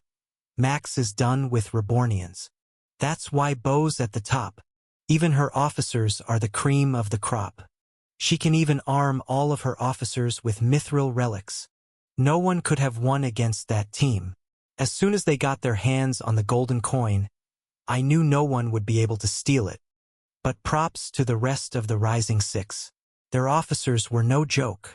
It's just everyone's unfortunate luck that the coin ended up in the chef's hands. Anyone and everyone was praising the Rising Six for their stellar performance in the golden coin game. The battles were intense and nail-biting. Boulders were destroyed, forests turned bald, and even the skies were assaulted by powerful magic from the fighters. Many of the minor faction companies who witnessed this heaved a sigh of relief. If that's who we would have fought against, Then I'm lucky I didn't continue bidding. I knew they were strong, but I didn't know they were that powerful. Those chefs especially are extremely skilled with their cleavers. This would have demoralized me, but it's actually good. At least now they're a little bit tired. We'll have a chance on the other items because of this. Even though none of the leaders from the Rising Six fought in this game, the strength and power that the fighters showed was completely above what some of these companies could even do. Practically everyone was amazed by the fighters. The only ones who weren't impressed were the Rebornians. They even looked a little bored. "Why aren't you guys reacting?" he asked them. "If you're going to compete in the auction, you'll eventually have to compete with them in the future. This is a chance for you to study their movements and get an advantage over them." Max was just giving them an earnest advice because he wanted Michael to win in the auction. The leaders of the Rising Six were almost impossible to defeat, but their officers could be taken down with the right amount of planning. He thought that this was the only way they could beat them in a fair match. "What's there to look at?" Jaku asked, still laying on the couch, eyes closed. "Why a W? I would rather sleep." "Huh? Sleep? Yeah." Zion butted in. "I'll just punch my way into victory. No need to worry about plans or stuff like that." Max couldn't believe what he was hearing. They were talking about the Rising Six crew as if they were just run-of-the-mill fighters that could be found off the streets. But the truth was the exact opposite. Those people were handpicked to be the best of the best. Some of them even had the ability to create their own large company if they wanted to. "Sir Max, as much as I hate to agree with my brothers, they're right. There is no need to plan ahead. Strong or weak, we'll beat them if we need to," Shiina said confidently. Their sheer confidence left Max speechless. He then looked at Michael, who nodded while laughing. "Don't worry, Uncle. They know what they're doing." It was at this point that Max started to wonder. Who were these people? He had never seen their species of demi-humans before. They looked like a mix of salamander and Komodo dragons, which gave him no indication of their inherent strength. It also didn't help that most demi-humans were inherently bad at magic. Because of this, he thought that they were weapon fighters. However, they didn't even have their weapons on hand. Meanwhile, down below in the auction venue, the stage slowly crawled from underneath the stands and slowly came together to form the platform, covering up the hole for the pocket dimension. "Ha ha ha. Looks like I'll have to pay a lot of money to clean up that mess they've left behind," Barnaby joked. But jests aside, congratulations to the winner. The transaction and retrieval of the item will take place after the auction is over. Now it's time for the second item up for grabs. The rest of the auction items up for sale weren't as big or as exciting as the first one. None of the Rising Six or the major factions participated in this slew of items. Although many of them were valuable items that were rarely seen in public markets, it was something that big companies already had a lot of, given how big and successful their company was compared to others. For example, one of the items up for auction was a mithril relic in very good conditions and minimal wear. It was a pair of gauntlets that only had a few rusted metal parts near the wrist, which wouldn't affect the power that one could create while using it. As soon as Max saw this, he immediately urged Michael to bid for it. "You should get this one, Michael. The Rising Six will definitely sit out on this one. They don't need it. But you and your crew could certainly use something like this." However, as he turned around, he saw Michael and the other Rebornians busy playing some kind of game by themselves. "Uno!" shouted Shiina, putting in her second to last card in the pile. "Change the color. We can't let her win," Zion said. Because the auction included a game in the pocket dimensions, the time in between items was very long. Some of them could even take hours in between.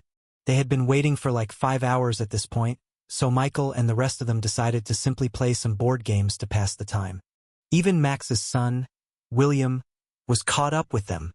"Aren't you guys going to bid?" Max asked hurriedly. He could already hear the knocks from the other companies down below.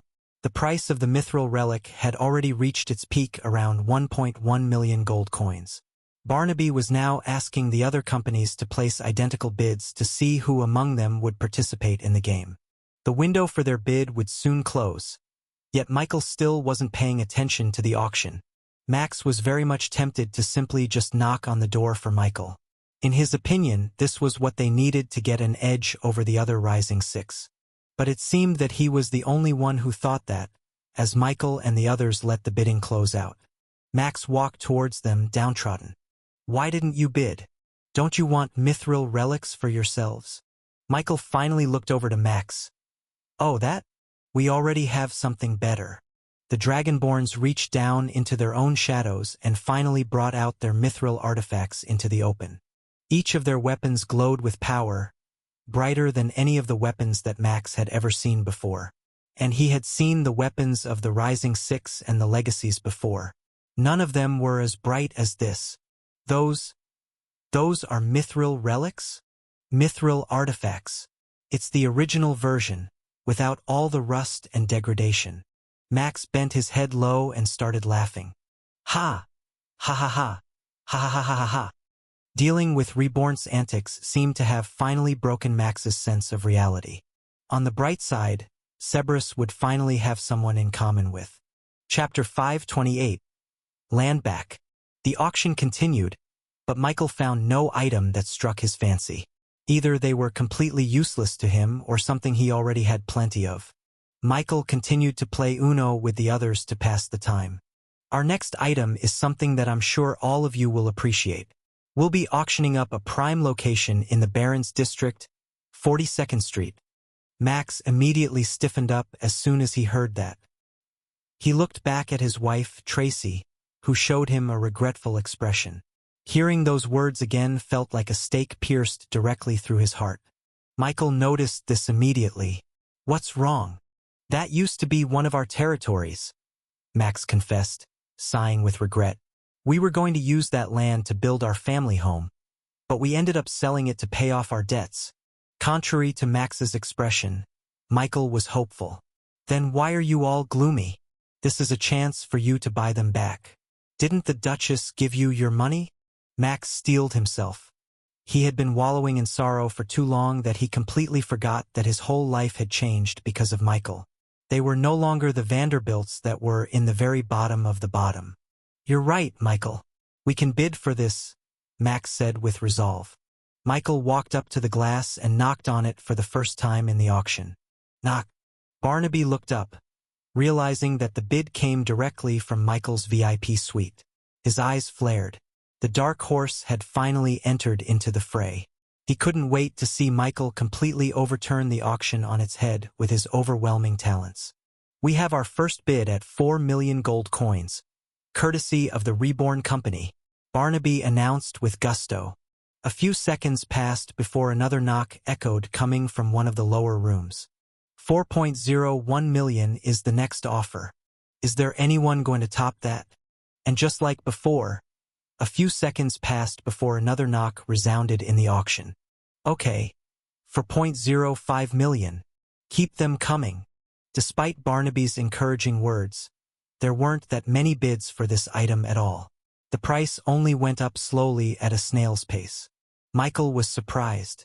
He would have thought that a piece of property in Metropolis would be coveted by a lot of people. "Why aren't there people bidding?"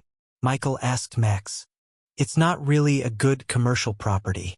It's surrounded by other buildings, so it's quite hidden from the customers. However, it would be really good for a residential building. That's why we wanted to move there. Someone tried to put a store there, but they ended up becoming bankrupt. That's probably why it's in the auction right now. If it was a good location, then it wouldn't have been sold at all." The people that participated in this auction were businessmen. Of course, they were going to be thinking only of profits.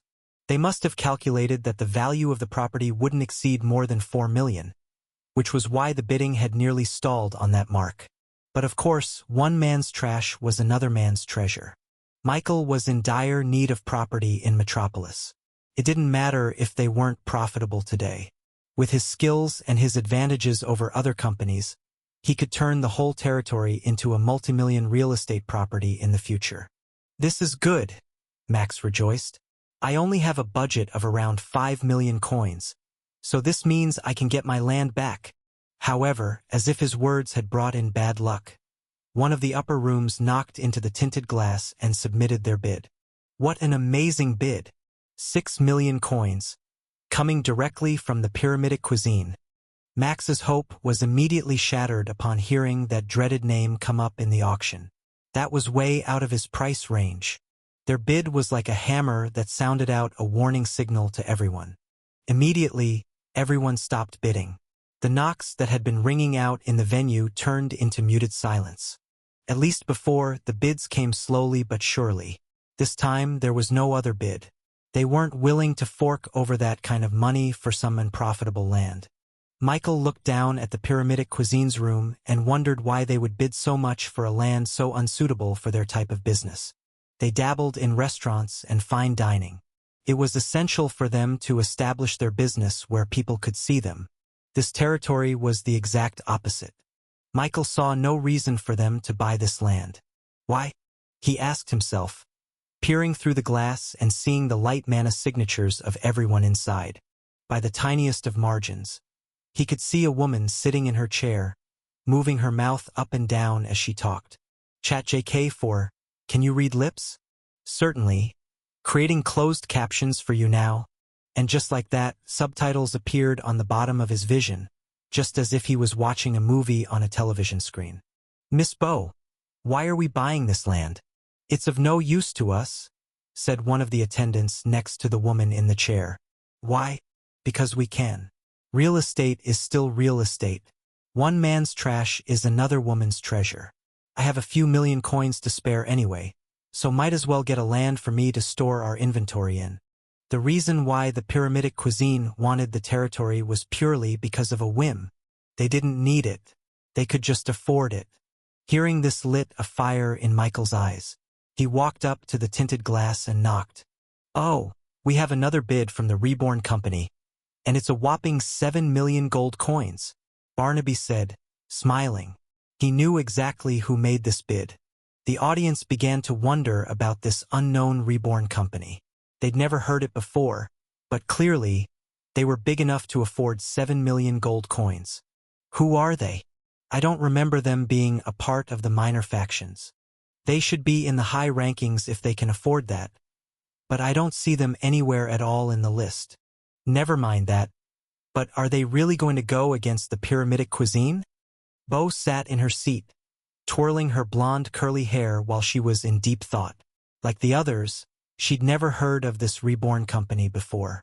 After contemplation, she knocked on the door and submitted a bid. The pyramidic cuisine makes a counter-offer of.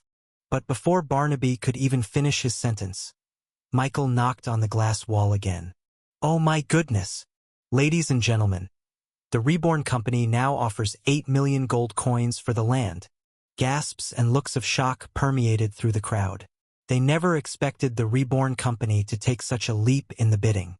Their perception for the Reborn company went from being mildly amused at their confidence to simply at awe at their boldness. Knock. The pyramidic cuisine. And before he could even finish his sentence again, Michael knocked on his tinted glass wall. 10 million gold coins, Barnaby exclaimed. Chapter 529, Bidding War. Discussion erupted around the auction. The crowd and the companies were starting to wonder about the Reborn company. For such an unknown name, they were bold and rich enough to try and compete with the pyramidic cuisine. The price of the land had gone up to 10 million coins. Many of the people were conflicted on Reborn's decision. They didn't know if they were seeing something that other companies couldn't see in the land, or they were just wasting their money. Who is the Reborn company? I haven't heard of them, so they're probably new to this sort of thing. Maybe they just got caught up in the atmosphere. That was the prevailing sentiment for most of the companies and the crowd watching the auction. Even the people who knew Michael personally were also surprised with their decision. In one of the major factions' private suites, Bobby and the rest of his officers in the Quench Company were discussing amongst themselves about the nature of Michael's bid. Was it smart or was it wasteful?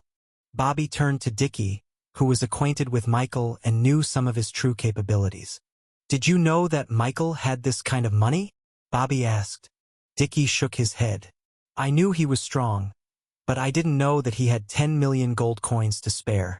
Truth be told, I never really thought much about his company's history outside of Metropolis. I heard that they came from the King's region, so I assumed that their business wasn't that good. But if they could afford 10 million on a worthless piece of land, then it must mean that they're incredibly successful there. Bobby then asked him another question.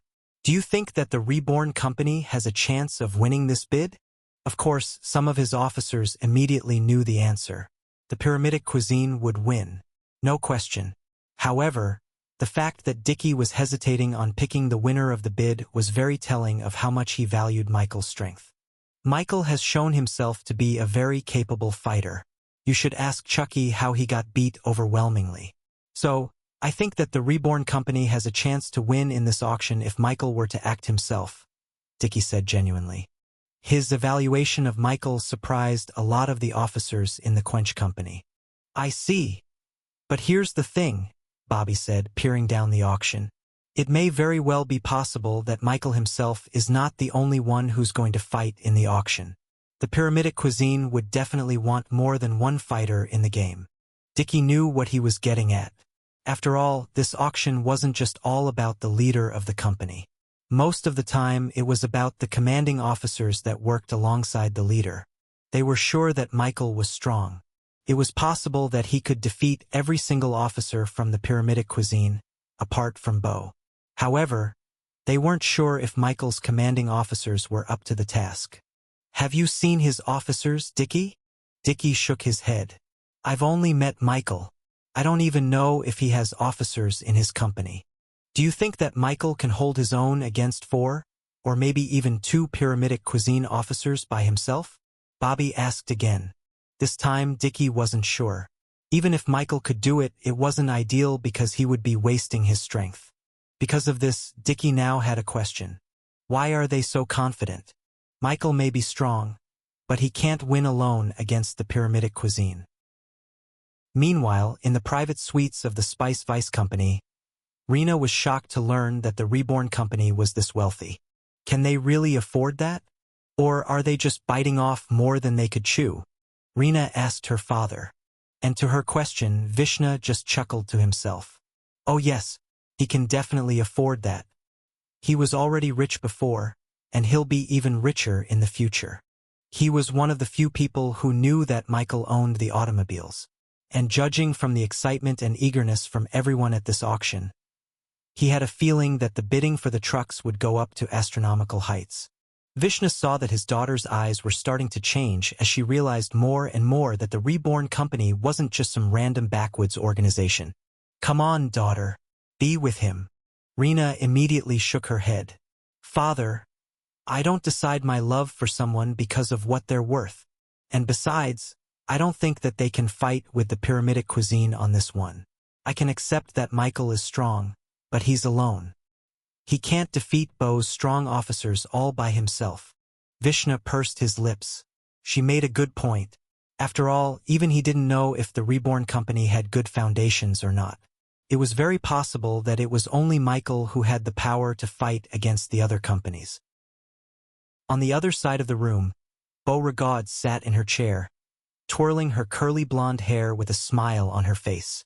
They're challenging me, she realized. If the Reborn company just wanted the land for themselves, then they could have just agreed to the game at a much lower price. But instead, they increased the bid even higher as a challenge against me. She knew that the owner of Reborn figured out her true intentions. She was just bidding on the land without purpose. She just did it because she had the money to spare. And it looked like the Reborn company was doing that as well. They didn't have to raise it up to 10 million. They did it because they could. Meanwhile, on the bottom of the stage, Barnaby began his countdown. The Reborn company offers 10 million gold coins. Does anyone want to bid any higher than that? Barnaby asked, specifically looking up at the pyramidic cuisine's private suite. Can we spare 10 million? She asked her treasurer. It will be very tight, madam. We have a budget of around 15 million for this bid. Any more than that and we'll risk dipping into our savings for the Sioux bid. Bo nodded. I'm going to offer 12 million as a bid. If they fight that, then they're going to bid 15 million. After that, I'll accept defeat and battle with them in the pocket dimension game. She looked down at Barnaby and did exactly as she said she would. She knocked on the tinted glass and offered 12 million coins. A new offer. Knock. The Reborn company offers 15 million. Bo smiled as she saw this unfold. It was just like she predicted. The owner of the Reborn company simply wanted to assert their dominance through their wealth. That's fine. You win the bid. We'll win the auction. She was going to put her very best officers in the pocket dimension game. Are there any other offers? Barnaby asked the room. Going once? Going twice deck. Knock. Barnaby was speechless. The Reborn company offers 20 million. They just outbid their own bid. Chapter 530. Insanely rich. 20 million. Michael, why did you bid that high? Max shouted, almost pulling out his hair. Even the other Vanderbilts were losing their minds about Michael bidding millions of gold coins as if they were just chump change to him. They were already sweating when he offered 15. But then, he bid 20 unprompted, when the Pyramidic Cuisine wasn't even going to bid anything. Maybe we can rescind it? It's not worth it to spend that much money on land. I think it's better to invest that money in other items. Yeah, how about the Sioux? You'll need a lot of money to buy it if you want. You should save your money for that. Despite their pleas, Michael remained calm. It's just 20 million, relax. It's more important to have land than to have money in my case. Max and the rest of the Vanderbilts were stunned, once again, that the Rebornians showed no reaction to their leader spending 20 million. Just how rich are they? No one could believe it. The Reborn company knocked twice consecutively. They had just bid 15 million, and even when no one was fighting him, they still went and created another bid of 20 million. Many people didn't even think that this was possible. Even Barnaby didn't know what to do in his own auction. This was unprecedented in the history of Metropolis, or possibly even the entire royal continent itself. For ordinary people, this might have seemed stupid. After all, if the Reborn company wanted the land for themselves, then they could have gotten it for a much lower price than what they offered. However, as Barnaby counted down, they soon realized the true reason why the Reborn company bid so high. 20 million gold coins. Going once, going twice, declared, he shouted to the dazed crowd. It wasn't long after that did he start the second part of the auction bidding. Does anybody want to match the Reborn company's bid? Silence. There wasn't any clapping or knocking from anywhere in the auction venue. It was at this point that people realized that the Pyramidic company was backing off from the bidding. The price for the piece of land had become so high that not even the top company from the Rising Six could bear to afford it. And since no one was going to match his bid, then that meant that the Reborn company would face no one in the pocket dimension game, giving them the win unconditionally. They won it through sheer wealth alone. Oh my God. So that's the reason why they bid so high. I was wondering how they planned to defeat Bo and her talented officers. As it turned out, the answer to that is to just throw a lot of money so that they don't even get to compete. Talk about insanely rich.